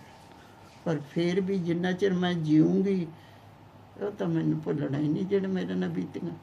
ਇਹ ਤੁਹਾਡੀ ਇੰਟਰਵਿਊ ਨਾ ਪਾਕਿਸਤਾਨ ਦੇ ਵਿੱਚ ਵੀ ਬਹੁਤ ਲੋਕੀ ਦੇਖਦੇ ਆ, ਉਹ ਵੀ ਤੁਹਾਡੀ ਇੰਟਰਵਿਊ ਦੇਖਣਗੇ, ਤੁਹਾਡੇ ਨਾਲ ਹੋ ਸਕਦਾ ਉਹ ਤੁਹਾਡੇ ਨਾਲ ਉਹ ਰਾਬਤਾ ਵੀ ਕਾਇਮ ਕਰਨ, ਤੁਹਾਨੂੰ ਕਾਲ ਵੀ ਕਰਨ, ਤੇ ਤੁਹਾਡੇ ਚੱਕਰ ਪਿੰਡ ਵੀ ਦੇਖਣਗੇ। ਹੋ ਸਕਦਾ ਜਿਹੜੇ ਲੋਕਾਂ ਨੇ ਤੁਹਾਡਾ ਘਰ ਉਜਾੜਿਆ, ਤੁਹਾਡੇ ਫੈਮਿਲੀ ਨੂੰ ਬਿਲਕੁਲ ਤੋੜ ਮਰੋੜ ਕੇ ਰੱਖ ਦਿੱਤਾ, ਕੁੱਟਮਾਰ ਭੰਨ ਤੋੜ ਕੀਤੀ, ਮੈਂ ਉਹਨਾਂ ਨਾਲ ਇੰਟਰਵਿਊ ਕਰੂੰਗੀ because I hate them guys। ਪਰ ਹੋ ਸਕਦਾ ਉਹਨਾਂ ਦੇ ਪਿੰਡ ਨਾਲ ਮੇਰਾ ਕੀ ਕਨੈਕਸ਼ਨ ਹੈ, ਪਿੰਡ ਨਾਲ ਜਿਹੜੇ ਦੁਸ਼ਮਣ ਮੇਰੇ ਬੈਠੇ ਉੱਥੇ, ਜੇ ਉਹਨਾਂ ਨੂੰ ਕੋਈ ਪਛਤਾਪ ਹੋਵੇ ਆਪਣੀ, ਵੀ ਉਹਨਾਂ ਨੂੰ ਕੋਈ ਗਿਲਟੀ ਫੀਲ ਹੋਵੇ ਵੀ ਅਸੀਂ ਜੋ ਕੁਝ ਕੀਤਾ। ਮੇਰੀ ਵੀ ਪੰਜਾਬੀ ਹੁਣ ਥੋੜੀ ਜਿਹੀ ਕਮਜ਼ੋਰ ਹੋ ਗਈ ਆ ਕੈਨੇਡਾ ਜਾ ਕੇ, ਮੇਰੇ ਕੋਲ ਵੀ ਅੱਖਰ ਠੀਕ ਬੋਲ ਨਹੀਂ ਹੁੰਦੇ, ਉਹ ਜਿਹੜਾ ਉਹਨਾਂ ਨੂੰ ਪਛਤਾਵਾ ਹੋਵੇ ਆਪਣੇ ਕੀਤੇ ਤੇ, ਤਾਂ ਹੋ ਸਕਦਾ ਉਹ ਤੁਹਾਡੇ ਨਾਲ ਕੋਈ ਤੁਹਾਨੂੰ ਆਪਣੀ ਮਾਫੀ ਮੰਗਣ ਤੁਹਾਡੇ ਤੋਂ, ਵੀ ਸਾਡੇ ਜਿਹੜੇ ਫੋਰ ਫਾਦਰ ਨੇ ਕੀਤਾ ਹੈ ਕੁਝ ਤੁਹਾਡੇ ਨਾਲ, ਵੀ ਜਿਹੜਾ ਹੋਣਾ ਨਹੀਂ ਸੀ ਚਾਹੀਦਾ ਨਾ। ਕਿਉਂਕਿ ਆਮ ਮੈਂ ਬਹੁਤ ਇੰਟਰਵਿਊ ਦੇਖੀਆਂ, ਉਹਦੇ ਵਿੱਚ ਜਿਹੜੇ ਕਤਲ ਕਰਦੇ ਆ ਨਾ ਉਹ ਬਾਹਰਲੇ ਲੋਕ ਸੀਗੇ, ਉਹਨਾਂ ਦਾ ਕੋਈ ਧਰਮ ਨਹੀਂ ਸੀਗਾ, ਉਹ ਲੋਕ ਸੀਗੇ ਜਿਹੜੇ ਲੁੱਟਾਂ ਖੋਹਾਂ ਕਰਨ ਵਾਲੇ ਸੀਗੇ, ਉਹਨਾਂ ਨੇ ਕੁਝ ਜਥੇ ਬਣਾਏ। ਨਹੀਂ, ਸਾਡੇ ਪਿੰਡ 'ਚ ਕੋਈ ਬਾਹਰੋਂ ਨਹੀਂ ਆ ਕੇ ਕੀਤਾ ਕਿਸੇ ਨੇ, ਉਹਨਾਂ ਨੇ ਕੀਤਾ। ਇੱਕ ਤੈਨੂੰ ਮੈਂ ਦੱਸਿਆ, ਇੱਕ ਪੱਤੀ ਵਾਲੇ ਦੁਸ਼ਮਣ ਸੀ, ਦੂਜੀ ਪੱਤੀ ਵਾਲੇ ਨੇ ਗੁਰਦੁਆਰਾ ਖੋਲ੍ਹਿਆ ਸੀ ਵੀ ਕੋਈ ਵੀ ਆਵੋ, ਧੀ ਭੈਣ ਨੂੰ ਇੱਜ਼ਤ ਨਾਲ ਬੁਲਾਉਂਦੇ ਸੀ, ਤੇ ਉਹ ਹੀ ਚੁੰਨੀਆਂ ਲਾਉਂਦੇ ਸੀ ਜਿੱਧਰ ਅਸੀਂ ਗੁਰੂ ਹੋਏ ਤੇ ਭਾਏ ਤੇ ਸਾਡਾ ਘਰ ਸੀ। ਅੱਛਾ, ਇੱਦਾਂ ਵੀ ਇਹ ਤਾਂ ਅਕਲਾਂ ਦੇ ਮਾਲਕ ਹੈ, ਜਾਂ ਕੁਝ ਕਰਾਉਂਦੀ ਹੈ ਜਾਂ ਹਕਾਰ 'ਚ, ਕੀ ਪਤਾ ਉਹਨਾਂ ਦੇ ਮਨ 'ਚ ਕੀ ਗੱਲ ਆਈ, ਸਮਝ ਨਹੀਂ ਆਉਂਦੀ। ਤੇ 47 ਤੋਂ ਬਾਅਦ ਫਿਰ ਜਦੋਂ ਤੁਸੀਂ ਕਿਹੜੇ ਪਿੰਡ ਆਏ ਫਿਰ ਚੱਕਰ ਪਿੰਡ ਤੋਂ ਬਾਅਦ? ਕੋਕਰੀ ਆਏ। ਕੋਕਰੀ ਆ ਗਏ ਸੀ। ਕੋਕਰੀ ਮੇਰੇ ਘਰ ਵਾਲੇ ਦਾ ਘਰ ਸੀ ਪਿੰਡ। ਅੱਛਾ ਜੀ, ਪਿੰਡ ਉਹਦਾ। ਤੇ ਤੁਹਾਨੂੰ ਉੱਥੋਂ ਕੋਕਰੀ ਲਿਆਏ? ਹਾਂ। ਕਿੱਦਾਂ ਆਏ ਤੁਸੀਂ ਉਸ ਵੇਲੇ? ਤੁਰ ਕੇ ਆਏ? ਤੁਰ ਕੇ, ਹਾਂ, ਮੀਂਹ ਹਨੇਰੀਆਂ 'ਚ ਤੁਰ ਕੇ ਆਏ। ਇੱਕ ਰਾਤ ਅਸੀਂ ਉਹ ਆਪਦੇ ਦੋਸਤ ਦੇ ਘਰੇ ਫੈਮਿਲੀ ਵਾਲੇ ਦੇ ਰਹੇ ਸੀ, ਪਿੰਡਰਾ ਪਿੰਡ ਸੀ, ਉੱਥੇ ਰਾਤ ਰਹਿ ਕੇ ਤੇ ਫਿਰ ਦੂਏ ਦਿਨ ਅਸੀਂ ਕੋਕਰੀ ਆ ਗਏ ਸੀ। ਅੱਛਾ ਜੀ। ਹਾਂ। ਤੇ ਕੋਕਰੀ ਕੌਣ ਕੌਣ ਸੀਗਾ ਘਰ ਦੇ ਵਿੱਚ? ਮੇਰੀ ਘਰ ਵਾਲੀ ਦੀ ਆਂਟੀ ਸੀ, ਹੋਰ ਤਾਂ ਕੋਈ ਨਹੀਂ ਸੀ। ਅੱਛਾ। ਭੈਣਾਂ ਵਿਆਹੀਆਂ ਹੋਈਆਂ ਸੀ ਇਹਨਾਂ ਦੀਆਂ। ਅੱਛਾ ਜੀ। ਤੇ ਇਹਨਾਂ ਦਾ ਵਿਆਹ ਨਹੀਂ ਸੀ ਹੋਇਆ? ਨਹੀਂ। ਅੱਛਾ, ਪਹਿਲਾਂ ਹੋਇਆ ਨਹੀਂ ਸੀ ਕੋਈ? ਅੱਛਾ, ਠੀਕ ਹੈ। ਫਿਰ ਤੁਸੀਂ ਕੋਕਰੀ ਕਿੰਨਾ ਚਿਰ ਰਹੇ ਆ? 6 ਸਾਲ 6 ਸਾਲ ਰਹੇ, 5 ਸਾਲ ਰਹੇ। 5 ਸਾਲ। ਅੱਛਾ, 5 ਸਾਲ। ਤੇ ਉਦੋਂ ਸੀਗਾ 52 ਵਿੱਚ ਹੈ ਨਾ? ਫਿਰ 52 'ਚ ਤੁਸੀਂ ਕੈਨੇਡਾ ਆ ਗਏ? ਹਾਂ। ਅੱਛਾ, ਕੈਨੇਡਾ ਆਏ ਨੂੰ ਸਾਰੀ ਉਮਰ ਹੀ ਲੰਘ ਗਈ। ਅੱਛਾ ਜੀ। ਜ਼ਿਆਦਾ ਉਮਰ ਤਾਂ ਸਾਡੀ ਹੁਣ ਕੈਨੇਡਾ 'ਚ ਗਈ ਆ ਨਾ। ਇੱਥੇ ਸਾਰੀ ਚਲੀ ਗਈ ਕੈਨੇਡਾ 'ਚ। ਹਾਂ।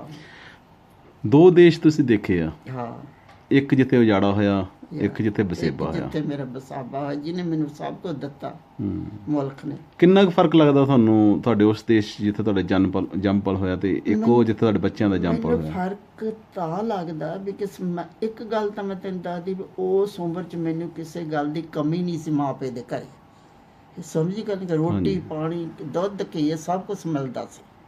ਵਾਹ ਅਸੀਂ ਖਾਂਦੇ ਪੀਂਦੇ ਸੀ। ਉਹ ਉਮਰ ਹੀ ਇਦਾਂ ਦੀ ਸੀ, ਪਤਾ ਨਹੀਂ ਸੀ ਦੁੱਖ ਕੀ ਹੁੰਦਾ ਤੇ ਗਰੀਬੀ ਕੀ ਹੁੰਦੀ ਹੈ। ਕਿ ਉਹ ਸਾਰੇ ਜਣੇ ਕਮਾਈ ਕਰਨ ਵਾਲੇ ਸੀ ਵੱਡੇ, ਅਸੀਂ ਮੈਂ ਹੀ ਛੋਟੀਆਂ ਸੀ, ਮੇਰੀ 2 ਛੋਟੀ ਭੈਣ ਤੇ ਮੈਂ ਛੋਟੀ ਸੀ। ਜਦੋਂ ਸਾਡੇ ਦਾ ਵਕਤ ਪੈ ਗਿਆ, ਉਹ ਜਿਹੜੇ ਮਹੀਨੇ 4 ਸਾਲ 2 ਸਾਲ 5 ਸਾਲ ਮੈਂ ਇੰਡੀਆ 'ਚ ਵੀ ਰਹੀ, ਚੋਰੀ ਚੋਰੀ ਰੋਣਾ, ਚੋਰੀ ਚੋਰੀ ਗੱਲ ਆਪਦੇ ਢੱਡ ਨਾਲ ਕਰਨੀ। ਕਿਹਦੇ ਕੋਲ ਕੋਈ ਸੁਣਦਾ ਕਿਸੇ ਕੋਲ ਕਰਦੀ ਨਹੀਂ ਸੁਣਦੀ, ਡਰਦੀ ਆਪਦੇ ਢੱਡ 'ਚ ਰੱਖਣੀਆਂ। ਜਦੋਂ ਫਿਰ ਮੈਂ ਗਰੋ ਹੋ ਗਈ, ਸੁਰਤ ਆਉਣ ਲੱਗੀ ਦੁਨੀਆ ਦੇ, ਕਿੱਦਾਂ ਫੈਮਿਲੀ ਲਾਈਫ ਆ, ਕਿੱਦਾਂ ਭੈਣ ਭਰਾ, ਕਿੱਦਾਂ ਮਿਲੀ ਬਾਤੀ ਦਾ ਸਰੀਕੇ ਦੇ ਨਾਲ, ਫਿਰ ਥੋੜੀ ਜਿਹੀ ਚੇਂਜ ਹੋ ਗਈ। ਤੁਸੀਂ 18 ਸਾਲ ਦੇ ਹੋਣੇ ਜਦੋਂ ਤੁਸੀਂ ਕੈਨੇਡਾ 'ਚ ਆਏ? ਹਾਂ, ਬਸ ਇੰਨੀ ਕਿਸੇ ਆ। ਅੱਛਾ। ਫਿਰ ਇੱਥੇ ਆ ਕੇ ਤੈਨੂੰ ਪਤਾ ਵੀ ਗੋਰਿਆਂ ਦੇ ਨਾਲ ਕੰਮ ਕਰਨਾ, ਗੋਰਿਆਂ ਦੇ ਨਾਲ ਬਹਿਣਾ ਉੱਠਣਾ, ਗੋਰਿਆਂ ਵਾਲੀਆਂ ਆਦਤਾਂ। ਫਿਰ ਮੈਂ ਕਦੇ ਪਿੱਛਾ ਨਹੀਂ ਸੀ ਯਾਦ ਕਰਦੀ। ਅੱਛਾ। ਉਹ ਮੈਂ ਗੱਲਾਂ ਹੀ ਮਗਜ 'ਚੋਂ ਕੱਢਤੀਆਂ ਸੀ ਵੀ ਬੰਦਿਆ ਤੂੰ ਇੱਥੇ ਆ ਗਈ ਆ, ਹੁਣ ਤੇਰਾ ਇਹ ਮੁਲਕ ਆ, ਤੂੰ ਇਸ ਮੁਲਕ 'ਚ ਰਹਿਣਾ, ਤੂੰ ਇਸ ਮੁਲਕ 'ਚ ਖਾਣਾ, ਇਹ ਜ਼ਿੰਦਗੀ ਤੂੰ ਆਪਦੀ ਚੰਗੀ ਬਣਾ। ਇਹਨਾਂ ਲੋਕਾਂ ਦੇ ਵਿੱਚ ਨਾਈਸ ਬੋਲ। ਗੋਰੀਆਂ 'ਚ ਮੇਰੀ ਬਹੁਤ ਜ਼ਿੰਦਗੀ ਸੋਹਣੀ ਲੰਘੀ। ਉਹਨਾਂ ਤੋਂ ਸਿੱਖਿਆ ਵੀ ਬਥੇਰਾ ਕੁਛ ਤੇ ਕੰਮ ਵੀ ਉਹਨਾਂ ਦੇ ਨਾਲ ਕੀਤਾ, ਸਾਰਾ ਕੁਛ। ਜ਼ਿੰਦਗੀ ਸਾਰੀ ਇੱਥੇ ਲੰਘੀ।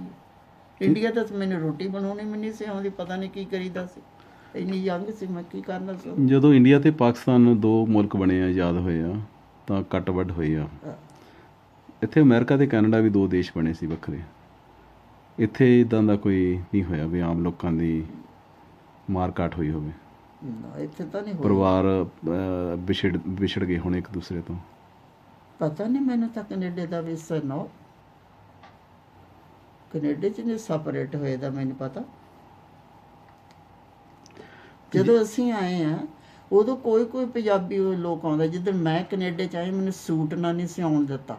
ਅੱਛਾ ਜੀ। ਦਿੱਲੀ ਮੈਨੂੰ ਕਹਿੰਦੇ ਸਕਰਟ ਪਾ, ਟਾਪ ਬਲਾਊਜ਼ ਪਾ ਤੇ ਕੋਟ ਪਾ ਕੇ ਤੂੰ ਪਲੇਨ ਚੜ੍ਹਨਾ ਨਹੀਂ, ਤੈਨੂੰ ਚੜ੍ਹਨ ਨਹੀਂ ਦੇਣਾ। ਕੱਲੀ ਮੈਂ ਪਲੇਨ 'ਚ ਉਦੋਂ ਆਈ ਸੀ।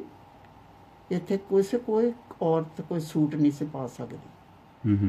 ਹੁਣ ਤਾਂ ਇੱਥੇ ਪਜਾਮਿਆਂ ਸਣ ਤੇ ਹੀ ਫਿਰਦੇ ਆ ਲੋਕ, ਬਨੈਣਾ ਪਾ ਕੇ ਘੁੰਮਦੇ ਆ ਜਿੱਥੇ। ਉਦੋਂ ਅਸੀਂ ਆ ਖੁੱਲੇ ਬਾਲ ਛੱਡ ਕੇ ਗੁੱਤ ਕਰਕੇ ਨਹੀਂ ਸੀ ਜਾਂਦੇ ਹੁੰਦੇ। ਕਹਿਣਾ ਕੋਈ ਗੋਰਾ ਨਾ ਤੁਹਾਨੂੰ ਟੋਕ ਦੇਵੇ ਭਾਈ। ਗੁਰਦੁਆਰੇ ਅਸੀਂ ਜਾਣਾ, ਗੁਰਦੁਆਰੇ ਭਾਈਆਂ ਨੇ ਕਹਿਣਾ ਬੀਬੀ ਲੈ ਤੇਰਾ ਸਿਰ ਪਰੋਸਾ, ਸਾਡੇ ਪਿੰਡ ਦੀ ਕੁੜੀਆਂ ਤੂੰ ਇੰਡੀਆ ਦੀ, ਤੂੰ ਗੋਰਿਆਂ ਤੋਂ ਕੋਈ ਗੱਲ ਨਹੀਂ ਕਹਿਣਾ, ਇਹਨਾਂ ਨੂੰ ਨਾ ਕਹਿਣਾ ਨਾ ਛੇੜਨਾ, ਸਾਨੂੰ ਬਾਤ ਨਹੀਂ ਆਉਂਦੀ। ਅਸੀਂ ਫਿਰ ਜਾ ਕੇ ਹਰੇਕ ਮਹੀਨੇ ਐਮੀਗ੍ਰੇਸ਼ਨ ਦੇ ਮੂਹਰੇ ਸਿਆਪਾ ਕਰਨਾ ਵੀ ਸਾਨੂੰ ਲੰਘਣ ਦਾ ਲਾ ਦੇਵੋ। ਸਾਨੂੰ ਤਾਂ ਡਾਲਾ ਭੇਜਣ ਦਾ ਨਹੀਂ ਸੀ ਲਾ ਉਦੋਂ ਕਦੇ ਇੰਡੀਆ 'ਚ। ਅੱਛਾ ਜੀ। ਇੱਥੋਂ ਆਉਣ ਨਹੀਂ, ਕੈਨੇਡਾ ਪੈਸੇ ਨਹੀਂ ਸੀ ਕੱਢਦਾ ਸੀ ਉਦੋਂ। ਬਹੁਤ ਤੰਗੀਆਂ ਆਈਆਂ ਸਾਨੂੰ। ਕਦੇ ਤੁਹਾਨੂੰ ਆਪਣੇ ਪਿਤਾ ਜੀ, ਮਾਤਾ ਜੀ, ਭੈਣ ਭਾਈ ਸੁਪਨੇ 'ਚ ਆਉਂਦੇ ਹੋਣੇ? ਆਉਂਦੇ ਕਈ ਵਾਰੀ, ਰੋਜ਼ ਕਈ ਵਾਰੀ, ਕਈ ਤਾਂ ਵੀਕ ਦਿਸਦੇ। ਕੱਲ ਹੀ ਮੈਂ ਹੁਣ ਨਿਆਣਿਆਂ ਨੇ ਜਿੱਦਣ ਦਾ ਮੈਨੂੰ ਕਿਹਾ ਨਾ, ਕੱਲ ਮੈਂ ਜਿੱਦਾਂ ਆਪਦੇ ਘਰੇ ਗਈ ਹਾਂ, ਸਾਰੇ ਅਸੀਂ ਬੈਠੇ ਆ, ਸਾਰੇ ਬੈਠੇ। ਮੇਰੀ ਮਾਂ ਕਹਿੰਦੀ ਆ ਮੈਨੂੰ ਪਾਣੀ ਦਾ ਗਲਾਸ ਫੜਾਈ। ਸਾਰੇ ਬੈਠੇ ਖੁਸ਼ ਹੋ ਕੇ ਰੋਟੀ ਪਾਣੀ ਖਾਣੇ। ਜਿੱਦਾਂ ਉਦੋਂ ਬੈਠੇ ਦਾ ਚੇਤੇ ਆਉਂਦਾ ਮੇਰੇ ਸੀਨ, ਜਦੋਂ ਅਸੀਂ ਉਦੋਂ ਸਾਰੀ ਫੈਮਿਲੀ ਬੈਠੇ ਸੀ, ਸਾਰੇ ਮੰਜਿਆਂ ਤੇ ਜਿੱਦਾਂ ਆਪਣੇ ਇੰਡੀਆ ਬਹਿੰਦੇ ਹੁੰਦੇ ਆ। ਕਹਿੰਦੇ ਜੇ ਸੁਪਨੇ ਨਾ ਹੋਣ ਨਾ ਤਾਂ ਬੰਦੇ ਪਾਗਲ ਹੋ ਜਾਣ। ਕਿਉਂਕਿ ਸੁਪਨੇ ਤੁਹਾਨੂੰ ਮਿਲਾ ਦਿੰਦੇ ਆਪਣੇ ਵਿਛੜਿਆਂ ਨਾਲ, ਤੁਹਾਡਾ ਜੀਣ ਜਿਹੜਾ ਤਾਜ਼ਾ ਹੋ ਜਾਂਦਾ ਹੈ। ਆਉਂਦੇ ਆ ਸੁਪਨੇ 'ਚ ਕਈ ਵਾਰੀ, ਪਰ ਮੈਂ ਸੁਪਨਾ ਕਿਸੇ ਨੂੰ ਸ਼ੇਅਰ ਨਹੀਂ ਕਰਦੀ। ਇਹ ਮੇਰੇ 'ਚ ਬਹੁਤ ਵੱਡੀ ਬਿਮਾਰੀ ਹੈ। ਮੈਂ ਆਪਦੇ ਮਾਂ ਪਿਓ ਦੀ ਸ਼ੇਅਰ ਨਹੀਂ ਕਰਦੀ। ਹਜੇ ਹੋਰਾਂ ਦੇ ਨਿਆਣਿਆਂ ਦਾ, ਹੋਰ ਕਿਸੇ ਦਾ ਤਾਂ ਭਾਵੇਂ ਕਰ ਲਵਾਂ, ਪਰ ਉਹ ਮੈਨੂੰ ਪਤਾ ਨਹੀਂ ਲੱਗਦਾ ਮੈਂ ਕਿੱਥੋਂ ਸ਼ੁਰੂ ਹੋਵਾਂ। ਲੜੀ ਨਹੀਂ ਮੈਨੂੰ ਪਤਾ ਲੱਗਦਾ ਵੀ ਕਿੱਥੋਂ ਸਿਰਾ ਫੜਾ ਤੇ ਕਿੱਥੇ ਦਾ ਮਕਾਮ। ਜਦੋਂ ਤੁਸੀਂ ਕੈਨੇਡਾ ਆਏ ਉਸ ਤੋਂ ਬਾਅਦ ਤੁਸੀਂ ਇੰਡੀਆ ਗਏ ਬੈਕ? ਨਾ, ਕਦੇ ਨਹੀਂ ਗਏ? ਨਾ, ਮੈਂ ਜਾਣਾ ਹੀ। 47 ਕਰਕੇ ਤੁਸੀਂ ਜਾਣਾ ਨਹੀਂ ਚਾਹੁੰਦੇ? ਯਾ ਪਰ ਜਿਹੜਾ ਕੋਕਰੀ ਪਿੰਡ ਆ ਜਿੱਥੇ ਤੁਹਾਡਾ ਵਿਆਹ ਹੋਇਆ ਤੁਹਾਨੂੰ, ਉੱਥੇ ਵੀ ਹੁਣ ਮੇਰੇ ਹਸਬੰਡ ਦਾ ਕੋਈ ਨਹੀਂ, ਮੇਰਾ ਨਹੀਂ ਕੋਈ ਵੀ, ਫਿਰ ਮੈਂ ਕੀ ਕਰਨ ਜਾਣਾ? ਕਦੇ ਜੀ ਕਰਦਾ ਨਹੀਂ ਹੈਗਾ ਵੀ ਜਿੱਥੇ ਤੁਹਾਡਾ ਜਨਮ ਪਲ ਹੋਇਆ ਤੁਸੀਂ ਆਪਣੇ ਘਰ ਦਾ ਚੱਕਰ ਮਾਰੋ ਉੱਥੇ ਜਗ੍ਹਾ ਤੇ? ਮੇਰਾ ਕਰਦਾ, ਪਰ ਮੈਂ ਦੇਖਣਾ ਉੱਥੇ ਕੀ ਜਾ ਕੇ, ਉਹ ਮੈਨੂੰ ਚੇਤਾ ਹੁੰਦਾ ਸੀਨ ਦਾ। ਉਹ ਮਿੱਟੀ ਜਿਹੜੀ ਆ ਜਿੱਥੋਂ ਤੁਹਾਡਾ ਜਨਮ ਹੋਇਆ ਉਹ ਦੇਖਣਾ ਨਹੀਂ ਚਾਹੁੰਦੇ ਤੁਸੀਂ? ਨਹੀਂ, ਮੈਂ ਨਹੀਂ ਦੇਖਣਾ, ਮੇਰੇ ਜੀ ਨਹੀਂ ਕਰਦਾ। ਨਿਆਣੇ ਮੇਰੇ, ਮੈਂ ਜੇ ਕਮਾਂ ਮੈਨੂੰ ਲੈ ਜਾਣਗੇ ਅੱਜ, ਪਰ ਮੈਂ ਉਸ ਪਿੰਡ ਨਹੀਂ ਜਾਣਾ ਮੰਗਦੀ। ਨਫ਼ਰਤ ਹੋ ਗਈ ਪਿੰਡ ਮੈਨੂੰ ਨਫ਼ਰਤ ਹੋ ਗਈ, ਮੈਨੂੰ ਸਾਰਾ ਕੁਝ ਚੇਤਾ ਆਉਂਦਾ ਵੀ ਇਹਨਾਂ ਨੇ ਸਾਡੇ ਨਾਲ ਕੀ ਕੀਤਾ। ਹੁਣ ਤਾਂ ਉਹ ਵੀ ਮਰ ਮੁਰ ਗਏ ਹੋਣੇ ਆ, ਹੁਣ ਤਾਂ ਕਿਹੜੇ ਬੈਠੇ ਹੋਣੇ ਜਦੋਂ ਸਾਨੂੰ ਮਾਰ ਕੇ ਗਏ ਸੀ। ਪਰ ਪਤਾ ਨਹੀਂ, ਮੈਂ ਜਾਣਾ ਨਹੀਂ ਮੰਗਦੀ ਉੱਥੇ। ਪਤਾ ਨਹੀਂ ਕਦੋਂ ਅੱਜ ਬੇਰੜ ਫੱਡਾ, ਇੰਨੀ ਬੇਰੜ ਨਾ ਮੇਰਾ ਹਾਰਟ। ਤੁਸੀਂ ਜਾ ਕੇ ਆਏ ਉੱਥੇ? ਹਾਂਜੀ। ਹਾਂਜੀ, ਹੁਣ ਅਸੀਂ ਤੁਹਾਡੀ ਗੱਲਬਾਤ ਮਾਤਾ ਜੀ ਦੇ ਜਿਹੜੇ ਵੱਡੇ ਬੇਟੇ ਆ ਬਿਲ ਸੰਧੂ ਜੀ, ਉਹਨਾਂ ਨਾਲ ਕਰਾਉਂਦੇ ਹਾਂ ਤੇ ਉਹਨਾਂ ਦਾ ਕੀ ਇਸ ਸਾਰੀ ਗੱਲਬਾਤ ਦੇ ਵਿੱਚੋਂ ਕੀ ਉਹਨਾਂ ਦਾ ਪ੍ਰਤੀਕਰਮ ਆਪਾਂ ਜਾਣਨ ਦੀ ਕੋਸ਼ਿਸ਼ ਕਰਦੇ ਹਾਂ। ਹਾਂਜੀ ਬਿਲ ਜੀ, ਤੁਸੀਂ ਦੱਸੋ, ਜਿਹੜਾ ਤੁਹਾਡੀ ਮਦਰ ਜੀ ਨੇ ਆਪਣੀ ਸਟੋਰੀ ਸੁਣਾਈ ਆ, ਪਹਿਲੀ ਵਾਰੀ ਸੁਣੀ ਆ ਕਿ ਤੁਹਾਨੂੰ ਪਹਿਲਾਂ ਪਤਾ ਸੀ ਇਸ ਬਾਰੇ? ਕਈ ਗੱਲਾਂ ਦਾ ਪਹਿਲਾਂ ਪਤਾ ਸੀ ਤੇ ਕਈ ਗੱਲਾਂ ਦਾ ਹੁਣ ਪਤਾ ਲੱਗਾ। ਅੱਛਾ। But I'll speak in English. Yes, you can speak in English, yeah. For me, it's been a voyage of discovery and pulling facts out from our mom, going to India, asking questions in my village of Kokarikala, and then finding out my mother's village's name. And in 2012, my wife and our 2 children, we went to Jakkar. And we just stopped in the middle of the village and started asking questions. And there were 2 gentlemen, 2 different places that were nearly 100 years old, and we asked questions. We didn't tip any names, and they mentioned my grandfather's name, Alu. And then that led us to another part of the village where we met a gentleman. So we went to and got some more facts from him, but also we were told that recently they were doing excavations in the village for a water plant, and they came across the Muslim cemetery. Oh. And so now they are planting flowers and trees and shrubs there out of respect. And we went to that spot and we did a prayer. We held our hands. We don't know if our grandparents or uncles are buried there, but certainly our forebearers of some degree would. But the best we could do was we did a prayer and we touched the earth and we just said, we're here. We live. Yeah. And try to create some sense of peace and reconciliation and understanding for us as my sister and I, and for my children, to complete ourselves. We need to know the truth.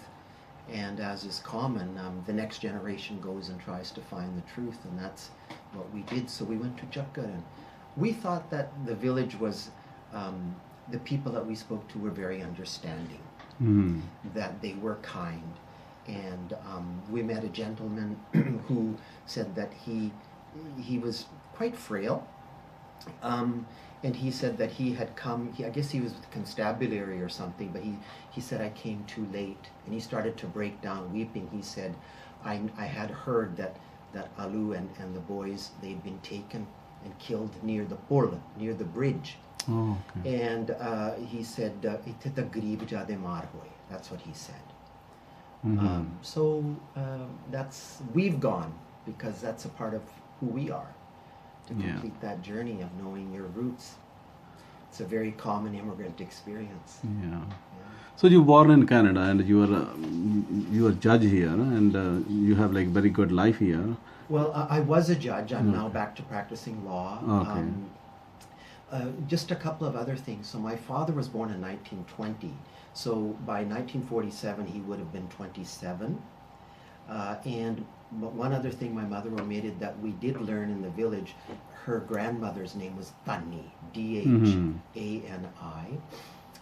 Yeah, I'm born here, but you know, my mother's struggle has continued, because when they came to Canada, they were quota Indians. Only 150 people per year from India were permitted here.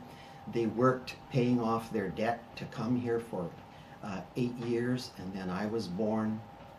My father moved to Williams Lake to work in a lumber mill. He was the first person of Indian origin to settle permanently in the Central Cariboo.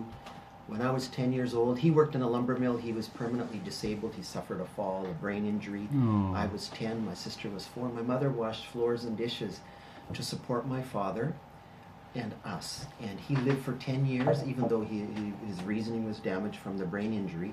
But we took care of him at home, and he died in 1978. So her courage, it wasn't just 1947 overcoming that trauma, but as an uneducated immigrant woman, she washed floors and dishes, worked night shifts, took her lumps. Not all people are kind and understanding in Canada. There's still racial discrimination. But she supported my sister and I, and we went on to university. I'm a lawyer. I do work in human rights. That probably the roots of it originated in my mother's experience at a subconscious level. I do that kind of work, and my sister works with the BC Public Service. And in a roundabout way, she certainly goes to the Gurdwara regularly. Whatever she's told you, she told you. But from our observation, she's been very much a God-fearing and God-respecting woman. And feels that her faith and her dignity has been rewarded by her children and her grandchildren and her family in living in peace in Canada. What message you want to convey to the people of like a new generation, because this thing can happen in future again too. Well, I'm also on the list of counsel of the International Criminal Court in The Hague that deals with genocide, war crimes, crimes against humanity. And there's a simple saying: the crimes against many begin with crimes against one. Civil order, rule of law, respect for other faiths and differences is fragile. And we have to learn the lessons of history, otherwise it can break down very, very fast. And the very person who says that they will come to your wedding of your children and give their blessings to you will be the one asking you to dig your grave before they tell you to jump into the grave. That's a horror side of human beings, but we also have to have faith. We have to have faith in human rights, universal human rights. For India, I'm a Canadian, but the roots for us, my sister and I, and my children, we value our heritage. We don't view ourselves as just Indian. We know we belong to a rich civilization. And it's unfortunate, a real tragedy that partition happened, because Punjabis, certainly Muslims, Hindus, Sikhs, share a common language and heritage and history. The only thing that was different was their religion, and that was fractured. And when I've traveled around India, I say, I have more in common with a person from Pakistan than I do from somebody from Kerala or Tamil Nadu. Same language. I've traveled around the world. I've met Pakistanis, and we relate to each other just like we're one. It's very sad. And there was tremendous suffering. We know millions of people were transported across borders, lives uprooted, trauma, a million died. But for us, my sister and I, it's been a journey to try to find out the truth right from the political formations of the divide and conquer of the British and what happened in India to the personal family tragedy, and we've had to search this truth out. And even today we've learned things. I read a lot of books, especially the history books, and I find like those authors, they are very biased, and they are not giving you like a clear picture. So this is the first-hand information when we meet someone who faced that part of the history, and who suffer at that time. So when we find that one, that's the true and real facts which we find in the history. Otherwise, if you just read the books, you will never get true meaning what happened at that time. It's a form of lawmaking. It's about testimonials and almost equivalent to evidence in court, the truth coming from those who lived through it. Sometimes I think that the religion, they paint us with different colors, and then we don't recognize each other, and then we start fighting. So someone have to take that paint off from us, then we will find a good values and good word. If there is no different colors, everybody looks same. Well, we all of us have to do that work of human rights. It's sort of like cleaning your house. You have to do it every day, but we have to practice that the same things that we want for ourselves, we should want for others, and not deprive them of that. And that's the old golden rule: treat people the way you want to be treated yourself. And the core of that, of course, is 1948, the Universal Declaration of Human Rights, that all human beings are born free and equal in rights and dignity. And we have to live that Otherwise, we know it can break down horrifically and very quickly. And we've seen that in other parts of the world. Yeah. So now we have one more person who is third generation. I think we need to ask her if but you know what you learn from the story of your grandmother. Well, I mean, her story is our story. Yeah. And my brother and I have grown up very privileged here in Canada, and it all wouldn't have been possible but for a few little things that went right or maybe wrong. We're really lucky to grow up the way that we have and have a university education and have always been safe, went to good schools, had good opportunities. Something that, you know, we've really seen like the progression from each generation, and we know that how fragile it is or where we would have been or maybe not have been here at all if it weren't for just a few little things, and just finding it out is very important, especially when you're in Canada. And people tend to forget a lot, especially now that we're like in an era of social media and focuses are a lot different, but you need to know who you are, especially if you're a person of color in Canada, because it's a very it's a very European outlook here that we learn in school, so you have to know your own history to know who you are. And I know that our family history is very unique and very special, and we have a very small family, and it's just us. So when there's just us, we really need to protect what we have and what we know, because we don't know much. And What message you want to give to your kind of generation, like if what happened in 1947? So like your generation, what they learn from that? What kind of message you want to convey to the human race that they should not do it again? You know, it should not be repeated. I mean, history has a way of repeating itself, and everything is really fragile, and there's a lot of wounds that still aren't healed, and especially with like the whole India-Pakistan situation, you still hear about a lot of hate that there is between both sides. But I think you just have to look at other people's stories, look at your survivors' stories, use the intranet online to find out about websites that are available, like the 47.org and stuff like that, and find out stories, and you'll find out that it's much closer to home than you might think it is, and that your grandparents, your family, your friends may have been affected not only in India and Pakistan, but other areas of the world where there have been volatile situations and violence and religious divisions and stuff like that. And then you just have to see how fragile everything is, and that it can happen in a minute. And just basically, the more you can educate yourself on history, the more you know how to prevent certain things from happening, and looking at triggers and warning signs, and essentially just to treat everyone with compassion and understanding.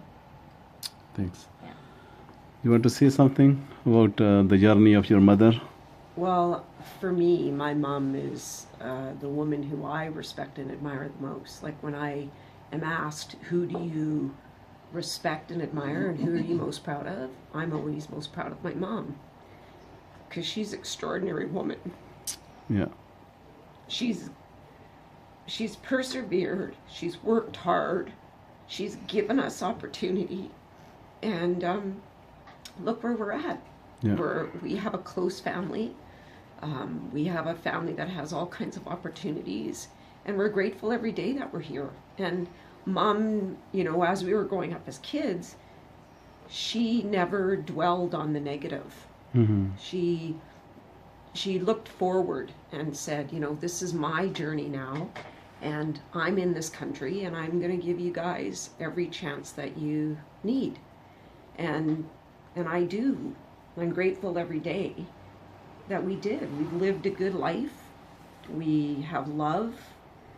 We have a roof over our heads. We have opportunity. We have a close family. And a lot of it is because of her perseverance, her drive, her fight. It's her fight. And she's made sure that she was always going to look ahead, and has said, you know, you can't change that, but you got to remember who you are, and then you've got to go forward.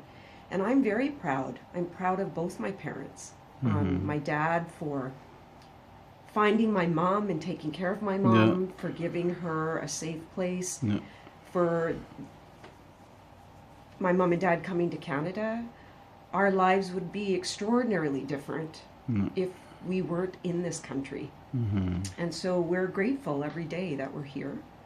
And, you know, we're grateful that mom has lived a long life and has given us the stability that we've needed in our life. And even when we went through tough times with our dad being injured and dying when we were young, she just carried on, and she kind of played the double parent, right? The mom and the dad. And in the end, I think we've all done well. I think she's stronger because she faced that moment in 1947. Yeah. And this is not nothing compared to that, you know. So that's why she has like more power to work hard in the life, because she faced that part of the history when people are killing each other, like not taking any care of anybody, you know. Does not matter if they are kid or someone is old people. You know, they are killing everybody. So she faced that part. So in Canada, it's not nothing for, you know, as compared to what she already faced in her life. But what I admire is just her perseverance, her drive, her hard work, her love, her generosity, and not focusing on. Our lives could have been different if mom talked about it all the time, right? She kind of protected us for the longest time around that. And as we got older and more mature, we wanted to learn more, and we've learned and we've discovered, as my brother and my niece have said, and then mom has been filling in the gaps when she's comfortable to talk about it, and we respect that as well. But we also want people to know the truth about what it was like for somebody who lived through that time and experienced that time, and how you can come out of something that tragic and still make a life. A good life. Yeah. Thanks. There's a couple of other things that I think are kind of surround my mom's life. One is my father deserves credit because, you know, there was condemnation for him for taking my mom as a wife, and there was social criticism of him, get rid of her. He never did. He stood by her and he loved her. The other thing is, despite my mom's trauma and her hardships, people that know her, she's quite a feisty woman with a great gregarious personality and outgoing. She gets excited watching football and hockey. She loves to tell stories. She has political opinions with her own spin. So she's still somehow in her spirit kept this exuberance for life. And that's really admirable, because she's not a depressed or demure kind of woman. She has enjoyed the beauty of life and has a spirit about things. She's a spirited woman. She is very beautiful. Yeah, she's like Sony, you know, of Soba Singh. She's one of that, yeah. Okay, ਬੀਬੀ ਜੀ, ਹੁਣ ਤੁਹਾਡੇ ਨਾਲ ਫਿਰ ਗੱਲਬਾਤ ਆਪਾਂ start ਕਰਦੇ ਹਾਂ. ਜਿਹੜੀ ਲਾਈਫ ਤੁਹਾਡੀ ਕੈਨੇਡਾ ਨੇ ਤੁਹਾਨੂੰ ਦਿੱਤੀ ਆ, ਤੁਸੀਂ ਉਹਦਾ ਬਹੁਤ ਉਹਨੂੰ ਵਧੀਆ ਮੰਨਦੇ ਆ ਵੀ ਕੈਨੇਡਾ ਜਾ ਕੇ ਤੁਹਾਡੀ ਲਾਈਫ ਦੇ ਬਹੁਤ ਚੰਗੇ ਪਲ ਆਏ ਜਿਹੜੇ ਜੇ ਮੈਂ ਇੰਡੀਆ ਹੁੰਦੀ ਤਾਂ ਮੈਂ ਆਪਦੇ ਨਿਆਣਿਆਂ ਨੂੰ ਪੜ੍ਹਾ ਹੀ ਨਹੀਂ ਸੀ ਸਕਦੀ. ਨਾ ਸਾਡੇ ਕੋਲ ਇੰਨਾ ਪੈਸਾ ਹੋਣਾ ਸੀ, ਨਾ ਕਿਸੇ ਤੀਵੀਂ ਨੂੰ ਉੱਥੇ ਨੌਕਰੀ ਮਿਲਣੀ ਸੀ ਪੰਜਾਬ ਵਿੱਚ. ਜਦੋਂ ਮੈਂ ਯੰਗ ਹੀ ਵਿਡੋ ਹੋ ਗਈ ਸੀ, ਕਿਸੇ ਨੇ ਰਹਿਣ ਦੇਣਾ ਸੀ ਮੇਰੇ ਨਿਆਣੇ ਨੂੰ? ਤਾਂ ਮੈਂ ਕੈਨੇਡਾ ਨੂੰ ਤਾਂ ਅਪਰੀਸ਼ੀਏਟ ਕਰਦੀ ਵੀ ਕਿਸੇ ਨੇ ਮੈਨੂੰ ਬਹੁਤ ਕੁਝ ਦਿੱਤਾ, ਮਿਹਨਤ ਕੀਤੀ ਮੈਂ ਇੱਥੇ, ਮੈਨੂੰ ਕੋਈ ਰਾਤ ਦਿਨੇ ਕੋਈ ਡਰ ਹੀ ਨਹੀਂ ਸੀ. ਮੈਂ ਜਿੱਥੇ ਮਰਜ਼ੀ ਕੰਮ ਕਰ ਸਕਦੀ. ਮੇਰਾ ਦਿਲ ਕਹਿੰਦਾ ਸੀ ਮੈਂ ਨਹੀਂ ਕਿਸੇ ਨੂੰ ਚਾਂਸ ਵੀ ਦਿਓ ਮੈਨੂੰ ਕੋਈ ਇਨਸਲਟ ਕਰੇ ਤੇ ਜਾਂ ਮੈਂ ਕਿਸੇ ਨੂੰ ਇਨਸਲਟ ਕਰਾਂ. ਸੋ ਇੰਡੀਆ ਦੇ ਵਿੱਚ ਕੋਈ ਸਰਵਾਈਵ ਹੀ ਨਹੀਂ ਹੋ ਸਕਦੀ ਔਰਤ, ਤੁਹਾਨੂੰ ਪਤਾ ਹੀ ਆ. ਤੁਸੀਂ ਇਹਨੂੰ ਕਿਹਨੂੰ ਸਮਝਦੇ ਆ ਰਿਸਪੌਂਸੀਬਲ ਕੌਣ ਆ ਵੀ ਇੰਡੀਆ ਦੇ ਵਿੱਚ ਇੱਦਾਂ ਕਿਉਂ ਹੁੰਦੀ ਹੈ, ਇੱਥੇ ਕਿਉਂ ਨਹੀਂ ਹੁੰਦੀ ਇੱਦਾਂ? The male in Indian government. That's the one he got no idea how the woman and man equal. No. Canada ਦੇ ਵਿੱਚ ਤੁਸੀਂ ਸਮਝਦੇ ਆ ਵੀ ਜਿਹੜੀ ਔਰਤ ਨਾਲ ਵਿਤਕਰਾ ਕੀਤਾ ਜਾਂਦਾ ਨਾ, ਉੱਥੇ ਬਹੁਤ ਹੁੰਦਾ, ਉਹਦੇ ਕਰਕੇ ਇਹ ਸਾਰਾ ਕੁਛ ਆ. ਆਪਣੇ ਬੰਦੇ ਇੱਥੇ ਕਰਦੇ ਨੇ, ਵਮਨ ਇੰਡੀਆ. ਇੱਥੇ ਕੁੜੀਆਂ ਨੂੰ ਕਿਉਂ ਟ੍ਰੀਟ ਨਹੀਂ ਕਰਦੇ ਰਾਈਟ? ਆਪਣੇ ਬੰਦੇ ਕਹਿੰਦੇ ਕੁੜੀਆਂ ਨਹੀਂ ਹੋਣੀਆਂ ਚਾਹੀਦੀਆਂ. ਤੁਹਾਨੂੰ ਤਾਂ ਚਲੋ ਇੱਕ ਤੁਹਾਨੂੰ ਐਂ ਲੱਗਦਾ ਵੀ ਜਿਹੜਾ ਕੁਛ ਹੋਇਆ ਉਹ ਤੁਹਾਡਾ ਦੂਸਰਾ ਧਰਮ ਹੋਣ ਕਰਕੇ ਹੋਇਆ? I don't think so. ਹੂੰ It's my heart, what I am. ਹੂੰ ਧਰਮ ਨਹੀਂ ਕੁਛ ਵੀ ਕਹਿੰਦਾ, ਧਰਮ ਨੂੰ ਆਪ ਯੂਜ਼ ਕਰਨਾ ਪੈਣਾ। ਹੂੰ ਧਰਮ ਤਾਂ ਨਹੀਂ ਤੈਨੂੰ ਜੰਮਦੀ ਨਹੀਂ ਦਿੰਦਾ। ਹੂੰ ਧਰਮ ਨਹੀਂ ਕਹਿੰਦਾ ਤੂੰ ਮੇਰਾ ਦੁਸ਼ਮਣ ਆ ਜਾਂ ਚੰਗਾ ਜਾਂ ਮਾੜਾ। How you believe your heart, hmm how you grow and mature yourself. ਹੂੰ ਜੇ ਤੇਰਾ ਹਾਰਟ ਕਹਿੰਦਾ ਤੂੰ ਕੰਧ ਤੋਂ ਵੀ ਪੁੱਛ ਕੇ ਜਵਾਬ ਲੈ ਸਕਦਾ ਜੇ ਤੂੰ ਇਹ ਠੀਕ ਹੈ। ਹੂੰ ਧਰਮ ਤੇ ਮੈਂ ਬਲੀਵ ਵੀ ਕਰਦੀ ਪਰ ਮੈਂ ਕਰਦੀ ਵੀ ਨਹੀਂ। ਅੱਛਾ ਧਰਮ ਨੇ ਮੈਨੂੰ ਰੋਟੀ ਨਹੀਂ ਦੇਣੀ ਗੀ, ਹੂੰ ਰੱਬ ਨੇ ਮੈਨੂੰ ਹੱਥ ਦਿੱਤੇ ਆ ਤੇ ਮੈਨੂੰ ਦਿਮਾਗ ਦਿੱਤਾ, ਇਹਨੂੰ ਵਰਤ, ਹੂੰ ਇਹਨਾਂ ਨੂੰ ਵਰਤ ਤੇ ਕਮਾਈ ਕਰ, ਤੂੰ ਜੋ ਕਰ ਚਾਹੁੰਦੀ ਹੈ ਕਰ ਸਕਦੀ। ਇਹ ਮੇਰੀ ਪਹਿਲਾਂ ਤੋਂ ਸੀਗੀ। ਜਦੋਂ ਮੇਰੇ ਤੇ ਨਸੀਬਤਾਂ ਪੈ ਗਈਆਂ ਸੀ ਮੈਂ ਕਿਹਾ ਉੱਠ ਕੇ ਖੜੀ ਹੋਣਾ ਪੈਣਾ ਮੈਨੂੰ, ਬਹਿ ਤਾਂ ਸਕਦੀ ਨਹੀਂ। ਜੇ ਮੈਂ ਰੋਂਦੀ ਕਲਾਂਦੀ ਰਹਿੰਦੀ ਮੇਰੇ ਤਾਂ ਨਿਆਣੇ ਨਹੀਂ ਸੀ ਗਰੋ ਹੋਣੇ। ਹੂੰ ਮੈਂ ਆਪਦੇ ਬੱਚਿਆਂ ਨੂੰ ਕਿਉਂ ਆਪਦੀ ਲਾਈਫ ਸਟੋਰੀ ਤੇ ਨਿੱਤ ਰੋਣਾ ਕੱਟਿਆ ਕਰਾਂ। ਮੈਂ ਸਟਰੋਂਗ ਬਣਨਾ ਸੀ। ਹੂੰ ਮੈਂ ਇਸ ਮੁਲਕ ਚ ਆਈ ਸੀ, ਜੋ ਕੁਛ ਮੇਰੇ ਕੋਲ ਨਹੀਂ ਨਾ ਮੈਂ ਇਹਨਾਂ ਨੂੰ ਦੇਣਾ ਮੰਗਦੀ। ਮੇਰੇ ਕੋਲ ਐਜੂਕੇਸ਼ਨ ਹੈਗੀ ਸੀ, ਮੈਂ ਸਾਰਿਆਂ ਤੋਂ ਲੋ ਪੇ ਚ ਕੰਮ ਕੀਤਾ। ਹੂੰ ਤੂੰ ਪੜ੍ਹਿਆ ਲਿਖਿਆ ਤਾਂ $6 ਸੀ, ਮੇਰੇ $2 ਘੰਟੇ ਦੇ ਕੰਮ ਮੈਂ ਉਹੀ ਕਰਦੀ ਸੀ ਤੇਰੇ ਵਾਲੇ। ਅੱਛਾ ਉਹ ਵੀ ਵਿਤਕਰਾ ਸੀਗਾ, ਇੱਥੇ ਵੀ ਵਿਤਕਰਾ ਹੋਇਆ। ਹਾਂ ਜਦ ਮੈਂ ਕੁੱਕ ਹੁੰਦੀ ਸੀ, ਹੈੱਡ ਕੁੱਕ ਕਿਚਨ ਦੇ ਵਿੱਚ, ਤੇਰੇ ਕੋਲ ਪੇਪਰ ਸੀ, ਤੈਨੂੰ $6 ਘੰਟੇ ਦੇ, ਮੈਨੂੰ $2 ਘੰਟੇ ਦੇ। ਕੰਮ ਉਹੀ ਕਰਦੀ ਸੀ ਮੈਂ, ਉਹਦੇ ਵਾਲਾ ਹੀ। ਜਦੋਂ ਹੁੰਦੀ ਨਹੀਂ ਸੀ ਮੈਂ ਸਾਰਾ ਕੰਮ ਕਰਦੀ ਸੀ। ਹੁਣ ਵੀ ਜਿਹੜੇ ਇੰਟਰਨੈਸ਼ਨਲ ਸਟੂਡੈਂਟ ਇੱਥੇ ਆਏ ਉਹਨਾਂ ਨਾਲ ਵੀ ਇਦਾਂ ਹੀ ਵਿਤਕਰਾ ਹੁੰਦਾ। ਆਪਾਂ ਹੀ ਕਰਦੇ, ਦੇਖੋ ਕਿੰਨਾ ਬੁਰਾ ਹਾਲ ਕਰਦੇ ਉਹਨਾਂ ਦਾ। ਹਾਂਜੀ ਹਾਂਜੀ ਉਹਨਾਂ ਦਾ ਕੀ ਕਸੂਰ ਹੈ? ਸਾਡਾ ਵੀ ਕੈਨੇਡਾ 'ਚ ਇਹੀ ਹਾਲ ਸੀ। ਪਰ ਸਾਨੂੰ ਪਰ ਮੈਂ ਜਦੋਂ ਯੰਗ ਸੀ ਮੈਂ ਬ੍ਰਾਈਟ ਬਹੁਤ ਸੀ, ਮੈਨੂੰ ਕੋਈ ਗੋਰਾ ਕਹਿ ਨਹੀਂ ਸੀ ਸਕਦੀ ਵੀ ਆਹ ਕੰਮ ਤੂੰ ਕਰ ਨਹੀਂ ਸਕਦੀ, ਤੈਨੂੰ ਆਉਂਦਾ ਨਹੀਂ। ਮੈਂ ਖੁਦ ਕਰ ਲੈਂਦੀ ਸੀ ਦੇਖ ਕੇ ਵੀ ਇਹ ਜਿੱਦਾਂ ਕਰਦੀ ਮੈਂ ਵੀ ਕਰ ਲਈ, ਤਾਂ ਹੀ ਮੈਂ ਸਰਵਾਈਵ ਹੋ ਗਈ। ਓਕੇ ਓਕੇ ਜੇ ਮੈਂ ਆਪਦੇ ਲਈ ਫੀਲ ਸੌਰੀ ਕਰਦੀ ਰਹਿੰਦੀ, ਬੈਠੀ ਰਹਿੰਦੀ, ਮੈਂ ਤਾਂ ਕੋਈ ਨੌਕਰੀ ਨਹੀਂ ਸੀ ਕਰਦੀ। ਮੈਂ ਪੈਸੇ ਕਿੱਥੋਂ ਲੈ? ਮੇਰੇ ਆਦਮੀ ਤਾਂ ਕੰਮ ਛਿੱਟ ਨਹੀਂ ਮਿਲਿਆ, ਨਾ ਅਨਪਲੋਇਮੈਂਟ ਮਿਲੀ, ਨਾ ਪੈਨਸ਼ਨ ਮਿਲੀ। ਉਹਨਾਂ ਸਮੇਂ 'ਚ ਕੁਛ ਵੀ ਨਹੀਂ ਮਿਲਿਆ ਸੀ। ਉਹਦੀਆਂ ਦਵਾਈਆਂ ਵੀ ਉਹਨੂੰ ਵੀ ਲੁੱਕ ਆਊਟ ਮੈਂ ਹੀ ਕਰਦੀ ਸੀ, ਨਿਆਣੇ ਵੀ ਘਰ ਵੀ ਚਲਾਉਣਾ ਸੀ, ਤੇ $2 ਪਏ ਸੀ ਉਹਨਾਂ ਨੂੰ ਸਮੇਂ ਤੋਂ। ਪਰ ਉਹਦੇ ਲਿਵਿੰਗ ਕਾਸਟ ਸਸਤੀ ਸੀ। ਲਿਵਿੰਗ ਗਰੋਸਰੀ $20 ਨਾਲ ਤਾਂ 20 ਦਾ ਸਾਰ ਲੈਂਦਾ ਸੀ। ਹਰੇਕ ਜਿੱਦਾਂ 25 ਸੈਂਟੀ ਪਾਉਂਡ ਬਣਾਉਣਾ ਆਇਆ ਫਰੂਟ ਚੰਗਾ। $20 ਦਾ ਲੰਚ ਮਸੀ ਹੁੰਦਾ ਹੁਣ ਹੁੰਦਾ, ਉਦੋਂ $20 ਨਾਲ ਫਰਿੱਜ 10 ਸੈਂਟੀ ਪਾਉਂਡ ਤਾਂ ਮੈਂ ਕੇਕ ਖਰੀਦਿਆ ਕੈਨੇਡਾ। ਤੂੰ ਮੈਨੂੰ ਕੀ ਪੁੱਛਦਾ? ਅੱਛਾ ਅੱਛਾ ਉਹਨਾਂ ਸਮੇਂ 'ਚ $2 ਮੇਰੇ ਲੱਖ ਨਾਲ ਦੇ ਸੀ। ਹੁਣ ਤੁਹਾਨੂੰ ਨਾ ਬੈਕ ਫੇਅਰ ਲੈ ਕੇ ਚੱਲਦੇ ਇੰਡੀਆ। ਜਿਹੜੇ ਲੋਕਾਂ ਨੇ ਤੁਹਾਡੇ ਤੇ ਹਮਲਾ ਕੀਤਾ ਉੱਥੇ, ਕਦੇ ਤੁਹਾਡੇ ਮਨ 'ਚ ਆਇਆ ਵੀ ਮੈਂ ਉਹਨਾਂ ਨੂੰ ਮਾਫ ਕਰ ਦੇਵਾਂ? ਮੈਂ ਮਾਫ ਕੀਤਾ, ਮੈਂ ਉਹਨਾਂ ਨੂੰ ਚੇਤਾ ਹੀ ਨਹੀਂ ਕਰਦੀ, ਮੈਂ ਥਿੰਕ ਹੀ ਨਹੀਂ ਕਰਦੀ, ਮੈਂ ਸੋਚਦੀ ਨਹੀਂ ਉਹਨਾਂ ਲਈ। ਉਹਨਾਂ ਦੇ ਇਹ ਹੋਊਗਾ, ਸੋਚਦੇ ਹੋਣਗੇ, ਪਰ ਮੈਂ ਉਹਨਾਂ ਲਈ ਸੋਚਦੀ ਹੀ ਨਹੀਂ ਕਦੇ ਵੀ। ਪਰ ਮੈਂ ਕਦੀ ਐਂਗਰੀ ਜ਼ਰੂਰ ਹੋਈ ਨੇ ਵੀ ਜੇ ਮੈਂ ਉਹਨਾਂ ਦੇ ਮੂਹਰੇ ਹੋਵਾਂ ਨਾ, ਜੋ ਮੈਂ ਅੱਜ ਹਾਂ ਮੈਂ ਇਹ ਕਰ ਸਕਦੀ ਸੀ। ਪਰ ਤੁਸੀਂ ਕਦੇ ਸੋਚਿਆ ਨਹੀਂ ਹੈਗਾ ਵੀ ਜਿਹੜਾ ਤੁਹਾਡੇ ਤੇ ਇੰਨਾ ਅਟਰੋਸਿਟੀ ਹੋਈਆਂ ਉਸ ਵੇਲੇ, ਉਹਦੇ ਲਈ ਜਿਹੜੀ ਬ੍ਰਿਟਿਸ਼ ਗੌਰਮੈਂਟ ਆ ਇੰਡੀਆ ਦੇ ਵਿੱਚ ਉਸ ਵੇਲੇ ਸੀਗੀ, ਉਹ ਵੀ ਰਿਸਪੌਂਸੀਬਲ ਆ, ਇੰਡੀਆ ਗੌਰਮੈਂਟ ਵੀ ਰਿਸਪੌਂਸੀਬਲ ਆ, ਪਾਕਿਸਤਾਨ ਗੌਰਮੈਂਟ ਜਿਹੜੀ ਬਣੀ ਉਹ ਵੀ ਰਿਸਪੌਂਸੀਬਲ ਆ। ਕਦੇ ਤੁਸੀਂ ਸੋਚਿਆ ਨਹੀਂ ਵੀ ਅਸੀਂ ਇਹਨਾਂ ਨੂੰ ਸੂਹ ਕਰ ਦਈਏ? ਗਰੀਬਾਂ ਨੇ ਕਿੱਥੇ ਸੂਹ ਕਰਨਾ? ਹੁਣ ਤੁਹਾਡਾ ਬੇਟਾ ਲਾਇਰ ਆ ਨਾ। ਦੇਖ, ਅੰਗਰੇਜ਼ਾਂ ਨੇ ਸਾਰੀ ਵੋਲਤ ਰਾਜ ਕੀਤਾ, ਬੱਗੇ ਮੂੰਹ ਵਾਲੇ ਨੇ, ਹਜੇ ਵੀ ਕਰਦੇ ਆ। ਅਸੀਂ ਹਜੇ ਵੀ ਉਹਨਾਂ ਦੇ ਅੰਡਰ ਚ ਕੈਨੇਡਾ ਦੇ ਵਿੱਚ, ਅਸੀਂ ਉਹਨਾਂ ਦੀ ਨੌਕਰੀਆਂ ਕਰਦੇ ਆ, ਉਹਨਾਂ ਤੋਂ ਪੈਸੇ ਉਹੀ ਦਿੰਦੇ ਪੇ ਕਰਦੇ ਸਾਨੂੰ। ਸਾਡਾ ਬੰਦਾ ਤਾਂ ਸਾਨੂੰ ਨੌਕਰ ਨਹੀਂ ਰੱਖ ਕੇ ਰਾਜੀ। ਮੇਰਾ ਮਤਲਬ ਸਮਝਿਆ ਵੀ ਹੁਣ ਇੱਥੇ ਜਿੰਨੇ ਵੀ ਲੋਕ ਆਪਣੇ ਬਿਜ਼ਨਸ ਸੰਭਾਲੇ ਆ, ਉਹ ਸਾਡੇ ਸਟੂਡੈਂਟ ਨੂੰ $3 ਘੰਟੇ ਦੇ ਦੇਣਾ ਮੰਗਦੇ ਆ, ਤੇ ਉਹ ਲਾਖਾਪਤੀ ਆ। ਫਿਰ ਨੌਕਰੀ ਵੀ ਸਾਨੂੰ ਗੋਰਿਆਂ ਨੇ ਰੋਟੀ ਦਿੱਤੀ ਇੱਥੇ। ਸੀ ਗੋਰਿਆਂ ਨੂੰ ਸੂਹ ਕਰਕੇ ਸਾਡੇ ਗਰੀਬਾਂ 'ਚ ਕਿੱਥੇ ਪਹੁੰਚ ਹੈ? ਜੇ ਸੂਹ ਵੀ ਕਰਨਾ ਵੀ ਪੈ ਜੇ, ਕੌਣ ਕਰੂ ਉਹਨਾਂ ਨੂੰ? ਇੱਕ ਬੰਦਾ ਤਾਂ ਕਰ ਨਹੀਂ ਸਕਦਾ। ਜਿਹੜਾ ਕੁਛ ਤੁਹਾਡੇ ਨਾਲ ਉਸ ਵੇਲੇ ਵਾਪਰਿਆ ਉਹਦੇ ਲਈ ਕੋਈ ਤਾਂ ਰਿਸਪੌਂਸੀਬਲ ਹੈਗਾ ਨਾ? ਹਾਂ, ਆਪੇ ਤਾਂ ਹੋਇਆ ਨਹੀਂ ਆਪੇ ਤਾਂ ਹੋਇਆ ਨਹੀਂ ਨਾ। ਨਹੀਂ, ਉਹ ਤਾਂ ਪਤਾ ਹੀ ਹੈ, ਕੋਈ ਤਾਂ ਰਿਸਪੌਂਸੀਬਲ ਹੈਗਾ।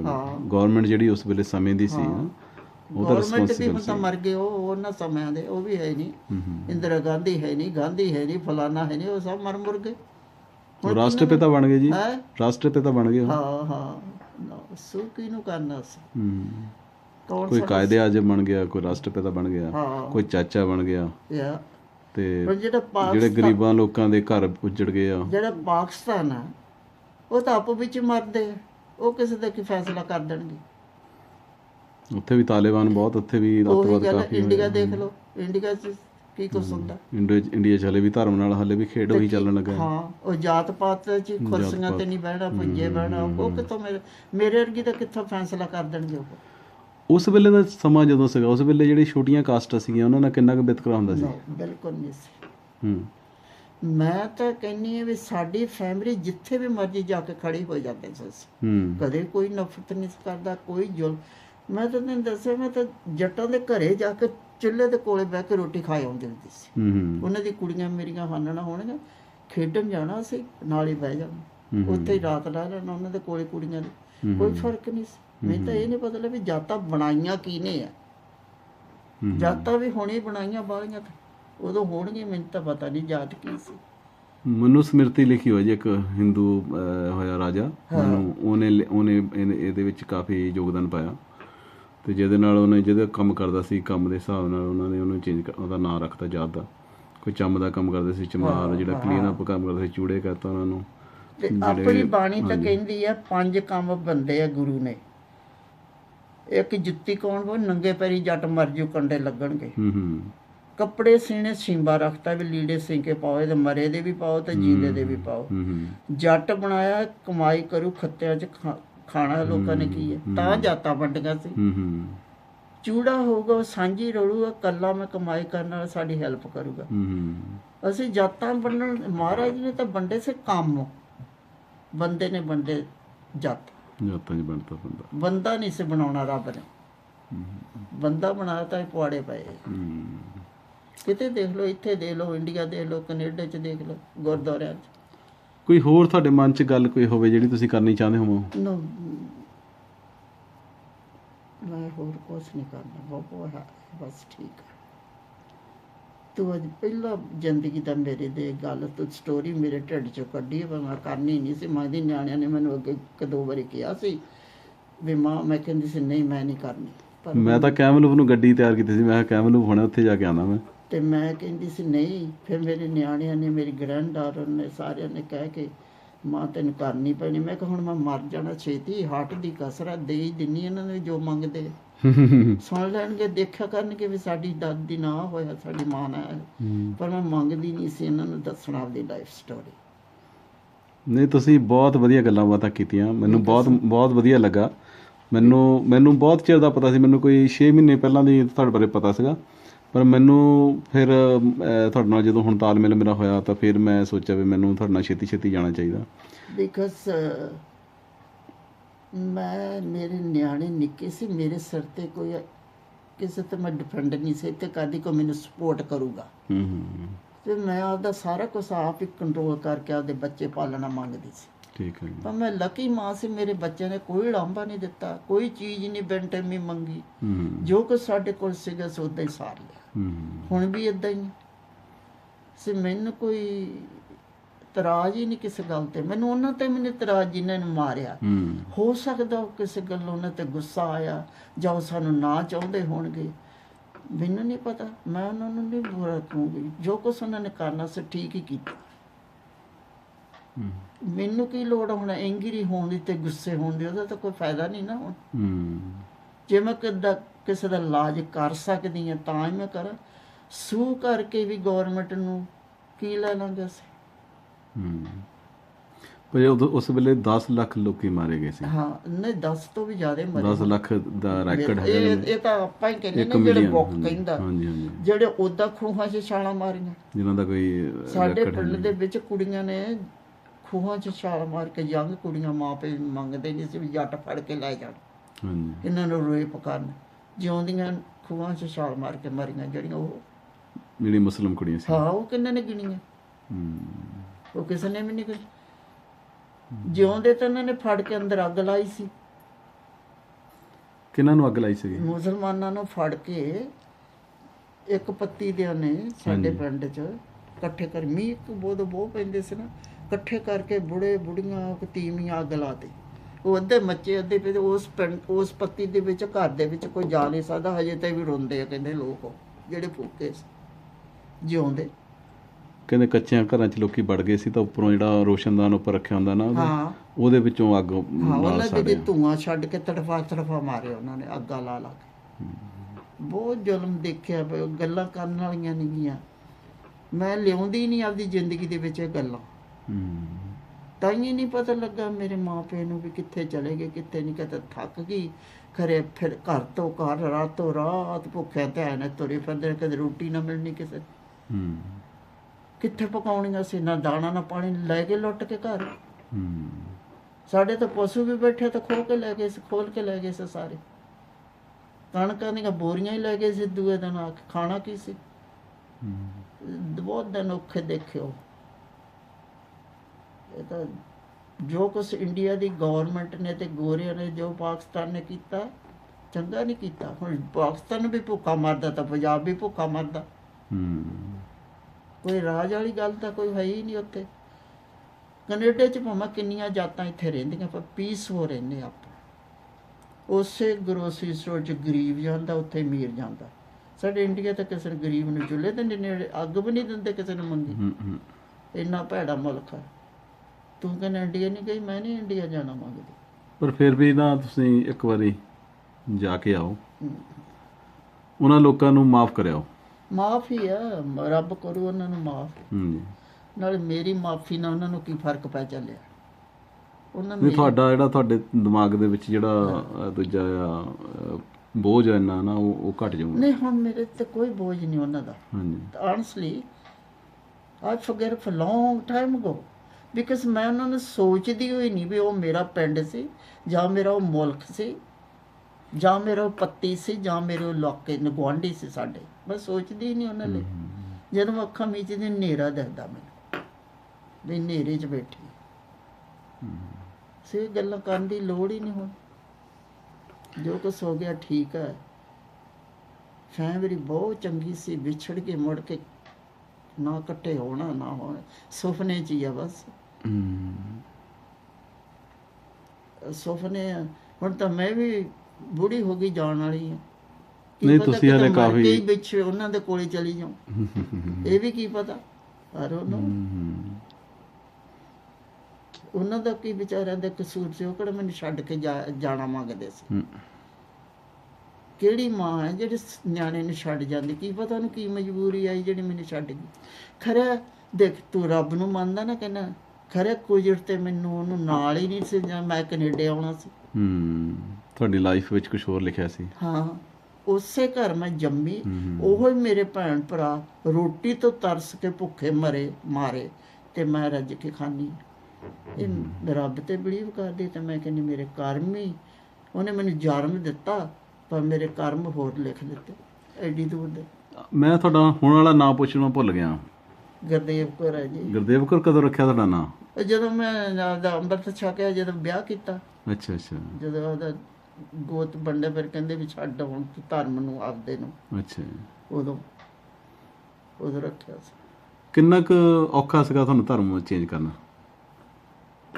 ਮੇਰਾ ਹਸਬੈਂਡ ਕਹਿੰਦਾ ਚੱਲ ਗੁਰਦੁਆਰੇ ਚੱਲ ਗਏ, ਵਿਆਹ ਕਰ ਲਈਏ, ਅੰਮ੍ਰਿਤ ਧਰਮ ਬਦਲਾ। ਓਕੇ ਫਾਈਨ, ਕੋਈ ਪਰ ਟੂ ਯੰਗ ਸੀ। I never think that kind of stuff that time. Okay. ਮੈਂ ਯੰਗ ਸੀ। ਮੈਂ ਕਿਹਾ ਠੀਕ ਹੈ ਤੂੰ ਮੰਗਦਾ ਠੀਕ ਹੈ। ਤੁਹਾਡੇ ਘਰ ਦੇ ਵਿੱਚ ਜਿਹੜੀ ਕੁਰਾਨ ਆਮ ਪੜ੍ਹਦੇ ਸੀਗੇ ਪਹਿਲਾਂ? ਨਾ ਉਹ ਮੇਰਾ ਭਰਾ ਪੜ੍ਹਦਾ ਹੁੰਦਾ ਸੀ। ਅੱਛਾ। ਨਮਾਜ਼ ਤੁਸੀਂ ਪੜ੍ਹਦੇ ਸੀਗੇ ਕਿ ਨਹੀਂ? ਅੱਛਾ। ਤੁਹਾਨੂੰ ਪਤਾ ਹੀ ਨਹੀਂ ਕੀ ਕਰਦੇ ਸੀ। ਮੇਰੇ ਤਾਂ ਘਰ ਦਾ ਵੀ ਨਹੀਂ ਕੋਈ ਦੇਖਿਆ ਸੀ, ਮੈਂ ਤਾਂ ਕਰਦਾ। ਅੱਛਾ। ਮੇਰੀ ਫੈਮਿਲੀ ਤਾਂ ਮੈਂ ਤਾਂ ਨਹੀਂ ਕਦੇ ਦੇਖੇ ਸੀ। ਅੱਛਾ। ਨਾ ਕਦੇ ਮਸੀਤ ਜੀ ਜਾਂਦੇ ਦੇਖੇ ਸੀ। ਅੱਛਾ। ਅਸੀਂ ਜਾਂਦੀਆਂ ਨੇ ਖੇਡਣ। ਜਦੋਂ ਖੇਡੀਆਂ ਕੁੜੀਆਂ ਨੇ ਗੁਰਦੁਆਰੇ ਵੀ ਚਲੇ ਜਾਣਾ, ਮੰਦਿਰ 'ਚ ਵੀ ਚਲੇ ਜਾਣਾ, ਚੂੜਿਆਂ ਦੇ ਵੀ ਚਲੇ ਜਾਣਾ ਗੁਰਦੁਆਰੇ, ਪਰ ਉਹ ਨਹੀਂ ਸੀ ਜਾਂਦੇ। ਅੱਛਾ। ਮੈਨੂੰ ਨਹੀਂ ਪਤਾ। ਮੈਂ ਕਿਹਾ ਤੁਹਾਡੀ ਏਜ ਬਹੁਤ ਘੱਟ ਸੀ ਨਾ ਉਦੋਂ? ਹਾਂ। ਹਾਂਜੀ। ਅਸੀਂ ਠੀਕ ਹੈ ਜੋ ਕੁਝ ਤੂੰ ਚਾਹੁੰਦਾ ਮੈਂ ਠੀਕ ਆ, ਮੈਨੂੰ ਮਨਜ਼ੂਰ ਸੀ। ਨਾ ਉਹਨੇ ਮੈਨੂੰ ਫੋਰਸ ਵੀ ਨਹੀਂ ਕਰਦਾ। ਉਹ ਕਹਿੰਦਾ ਇੱਦਾਂ ਕਰਨੀ, ਮੈਂ ਕਹਿੰਦਾ ਚੰਗਾ ਠੀਕ ਆ। ਕੀ ਫਰਕ ਹੈ? ਜਦੋਂ ਮੈਨੂੰ ਪਤਾ ਹੀ ਸੀ ਮੈਨੂੰ ਕੋਈ ਦੂਜਾ ਰਾਹ ਨਹੀਂ ਦਿਖਦਾ, ਇਹੀ ਮੇਰਾ ਸਾਰਾ ਕੁਛ ਆ ਤੇ ਮੈਨੂੰ ਕੋਈ ਲੋੜ ਸੀ ਬੋਲਣ ਦੀ। ਠੀਕ ਹੈ ਕਿ ਨਹੀਂ? ਮੇਰੀ ਕੋਈ ਚੋਇਸ ਥੋੜਾ ਇੱਕ ਪਾਸੇ ਕਤਲ ਹੋ ਰਿਹਾ, ਇੱਕ ਪਾਸੇ ਬਚਾ ਰਿਹਾ ਕੋਈ, ਹਾਂ। ਤੁਸੀਂ ਬਚਾਉਣ ਜਿਹੜਾ ਵਾਲੇ ਦਾ ਹੱਥ ਬਚਾ ਰਿਹਾ ਕਰੋਗੇ ਮੇਰੇ ਨਾ। ਭਾਅ ਦਾ ਉਹੀ ਰੱਬ ਆ ਹਾਂਜੀ ਜਿਹੜਾ ਮੈਨੂੰ ਬਚਾਉਂਦਾ। ਮੈਨੂੰ ਜਿੱਦਾਂ ਉਹਨੇ ਕਿਹਾ ਠੀਕ ਆ। ਕੈਨੇਡਾ ਆਉਣ ਲੱਗਾ ਥੋੜੇ ਜਿਹੇ ਡੋਲਦੇ ਸੀ, ਕਹਿੰਦੇ ਦੇਖ ਮੈਂ ਇੰਡੀਆ 'ਚ ਟਰੱਸਟ ਨਹੀਂ ਕਰਦਾ ਗਾ, ਵੀ ਕੀ ਪਤਾ ਕਿਹੜੇ ਵੇਲੇ ਕੋਈ ਨਾ ਕੋਈ ਗਾਂਹ ਦੀ ਗਾਂਹ ਪਾਕਿਸਤਾਨ ਵਾਲੇ ਰੌਲਾ ਪਾਉਣ, ਤੈਨੂੰ ਭਾਲਣ ਲੱਗ ਜਾਣ। ਮੈਂ ਨਹੀਂ ਮੰਗਦਾ ਵੀ ਆਪਾਂ ਕੈਨੇਡਾ ਹੀ ਚਲੇ ਜਾਈਏ। ਇਹਦੀ ਭੈਣ ਰਹਿੰਦੀ ਸੀ ਇੱਥੇ, ਮੇਰੇ ਹਸਬੈਂਡ ਦੀ, ਅੱਛਾ ਅੱਛਾ ਉਹਨੇ ਸਾਡੀ ਚਿੱਠੀ, ਅੱਛਾ ਅਸੀਂ ਤਾਂ ਮੇਰੀ ਡਾਕਟਰੀ ਕੈਨੇਡਾ ਜਾ ਕੇ ਹੋਈ ਹੈ, ਮੇਰਾ ਪਾਸਪੋਰਟ ਬਣਿਆ Okay. ਜਿੱਦਾਂ ਡਾਕਟਰੀ ਹੋਈ ਸੀ, ਅੱਛਾ ਬਿਕਾਜ਼ ਉਹਨੇ ਹਾਊਸਕੀਪਰ ਕਰਕੇ ਮੰਗਾ ਲਿਆ ਸੀ ਸਾਨੂੰ, ਓਕੇ ਛੇਤੀ ਆ ਗਈ ਸੀ ਓਕੇ ਓਕੇ ਛੇਤੀ। ਠੀਕ। ਕੈਨੇਡਾ ਜਾ ਕੇ ਮੁੜ ਕੇ ਪਿੱਛੇ ਦੇਖਿਆ ਹੀ ਨਹੀਂ।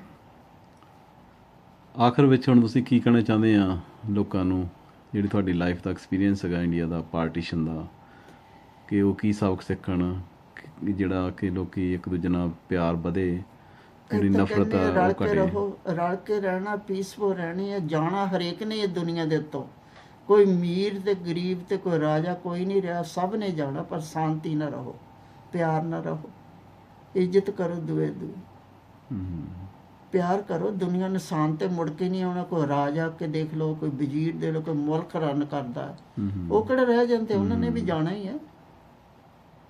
ਕਿਸੇ ਨੂੰ ਬੁਰੀ ਗੱਲ ਨਾ ਕਹੋ। ਬੀਬੀ ਜੀ ਤੁਹਾਡੇ ਨਾਲ ਗੱਲਾਂ ਕਰਕੇ ਬਹੁਤ ਵਧੀਆ ਲੱਗਾ। ਤੁਸੀਂ ਜਿਹੜੇ ਆਪਣੀ ਜ਼ਿੰਦਗੀ ਦੇ ਕੁਝ ਕੌੜੇ ਅਨੁਭਵ ਸੀਗੇ ਉਹ ਸਾਡੇ ਨਾਲ ਸਾਂਝੇ ਜਦੋਂ ਕੀਤੇ। ਤੂੰ ਛਪਾਇਆ ਨਾ, ਮੈਨੂੰ ਕਾਪੀ ਦੇਣੀ ਹੈ, ਫਿਰ ਮੈਂ ਪੜ੍ਹ ਕੇ ਦੇਖਣੀ ਹੈ ਵੀ ਤੂੰ ਰਾਈਟ ਕੰਮ ਕੀਤਾ ਜਾਂ ਨਹੀਂ ਕੀਤਾ। ਬਿਲਕੁਲ ਜੇ ਬਿਲਕੁਲ। ਤੂੰ ਗਲਤੀ ਕੀਤੀ ਤਾਂ ਮੁੜ ਕੇ ਫਿਰ ਤੈਨੂੰ ਬਹਾਲੂ ਟੇਬਲ ਤੇ। ਮੈਂ ਕੋਈ ਨਹੀਂ, ਮੈਂ ਤਾਂ ਸਗੋਂ ਕਹਿੰਦਾ ਮੈਂ ਹੋਰ ਇੱਕ ਵਾਰੀ ਆਵਾਂ ਤੁਹਾਡੇ ਕੋਲ, ਕਈ ਵਾਰੀ ਗੱਲਬਾਤ ਕਰਾਂ ਨਾ। ਨਹੀਂ, ਬਹੁਤ ਵਧੀਆ ਲੱਗਾ ਤੁਹਾਡੇ ਨਾਲ ਗੱਲਬਾਤ ਕਰਕੇ। Thank you. ਤੁਹਾਡਾ ਬਹੁਤ ਬਹੁਤ ਧੰਨਵਾਦ। ਬਿੱਲ ਜੀ ਤੁਹਾਡਾ ਵੀ ਬਹੁਤ ਬਹੁਤ ਧੰਨਵਾਦ। ਤੇ ਤੁਸੀਂ ਹੋਰ ਤਾਂ ਨਹੀਂ ਕੋਈ ਗੱਲ ਕਰਨੀ ਚਾਹੁੰਦੇ? Do you want to speak anything about? Well, I would say I'm just happy that this family has accepted me in. I'm very proud of Gurdev. I know, some of her struggles through the talks of the families and that, but I'm very proud of the family and what they've done in one generation. It's pretty incredible. You know and then we anything- look at the second yeah. generation and we go, wow. My fantastic. son-in-law is the best man. He treat me better than my daughter. He watch me all the time. I'm okay. So I'm just happy and proud to be part of the family. Yeah. You know anything about partition of India 1947? Yeah, well, Bill's certainly done presentations on it, I think, and we've talked about it, and I've seen it on Yeah. movies, and so yeah, I'm familiar with what took place. The people of like the one we interviewed from 1947, who are the witness of that time, Yeah, they always think that the British rule was good because they have law and order there. so Yeah, nobody was stealing anything, nobody was kidnapping anybody. When they left, because people was forced to not do anything bad for 200 years, yeah, suddenly they got independence. They said, okay, whatever we want to do, let's do it. yeah. Then they rape girls, they kill each other. That's what happened. Neighbors kill each Yeah, other. yeah. My grandmother told us a story for that. ਮੇਰੀ grandmother ਕਹਿੰਦੀ ਸੀ ਅਸੀਂ ਟੂਮਾ ਪਾ ਕੇ ਬਾਹਰ ਡੋਰ ਨਹੀਂ ਸੀ ਕਦੇ ਬੰਦ ਕੀਤੀ ਜਦੋਂ ਅੰਗਰੇਜ਼ਾਂ ਦਾ ਰਾਜ ਸੀ। ਕੋਈ ਚੋਰ ਨਹੀਂ ਸੀ, ਕੋਈ ਠੱਗ ਨਹੀਂ ਸੀ, ਕੋਈ ਮੁਰੜ ਨਹੀਂ ਸੀ ਹੁੰਦਾ, ਕੋਈ ਕਿਸੇ ਨੂੰ ਲੁੱਟਦਾ ਨਹੀਂ ਸੀ, ਕੋਈ ਕਿਸੇ ਨੂੰ ਕਹਿੰਦਾ ਸੀ ਗਰੀਬ ਆ ਜਾਂ ਨਹੀਂ। ਆ ਜਦੋਂ ਦਾ ਆ ਹੋਇਆ ਉਦੋਂ ਬਾਅਦ ਹੋਣ ਲੱਗ ਜਦੋਂ ਅੰਗਰੇਜ਼ ਚਲੇ ਗਏ। ਸਾਡੀ ਗ੍ਰੈਮਰ ਸਟੋਰੀਆਂ ਦੱਸ ਦਿੰਦੇ ਸੀ ਸਾਨੂੰ ਰਾਤ ਨੂੰ। ਬਹੁਤ ਬਹੁਤ ਥੈਂਕ ਯੂ ਤੁਹਾਡਾ ਸਾਰਿਆਂ ਦਾ। ਥੈਂਕ ਯੂ ਭਾਈ। ਬਹੁਤ ਬਹੁਤ ਧੰਨਵਾਦ। Thank you very much. ਆ ਮੇਰੀ ਫੋਟੋ I ਦੇ just want to ਲੱਗੇ। show you the Yeah. picture of her when she was young and my grandfather.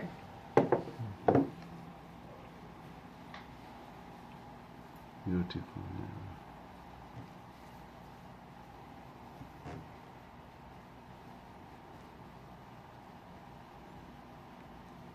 When you was 18 years old or 22?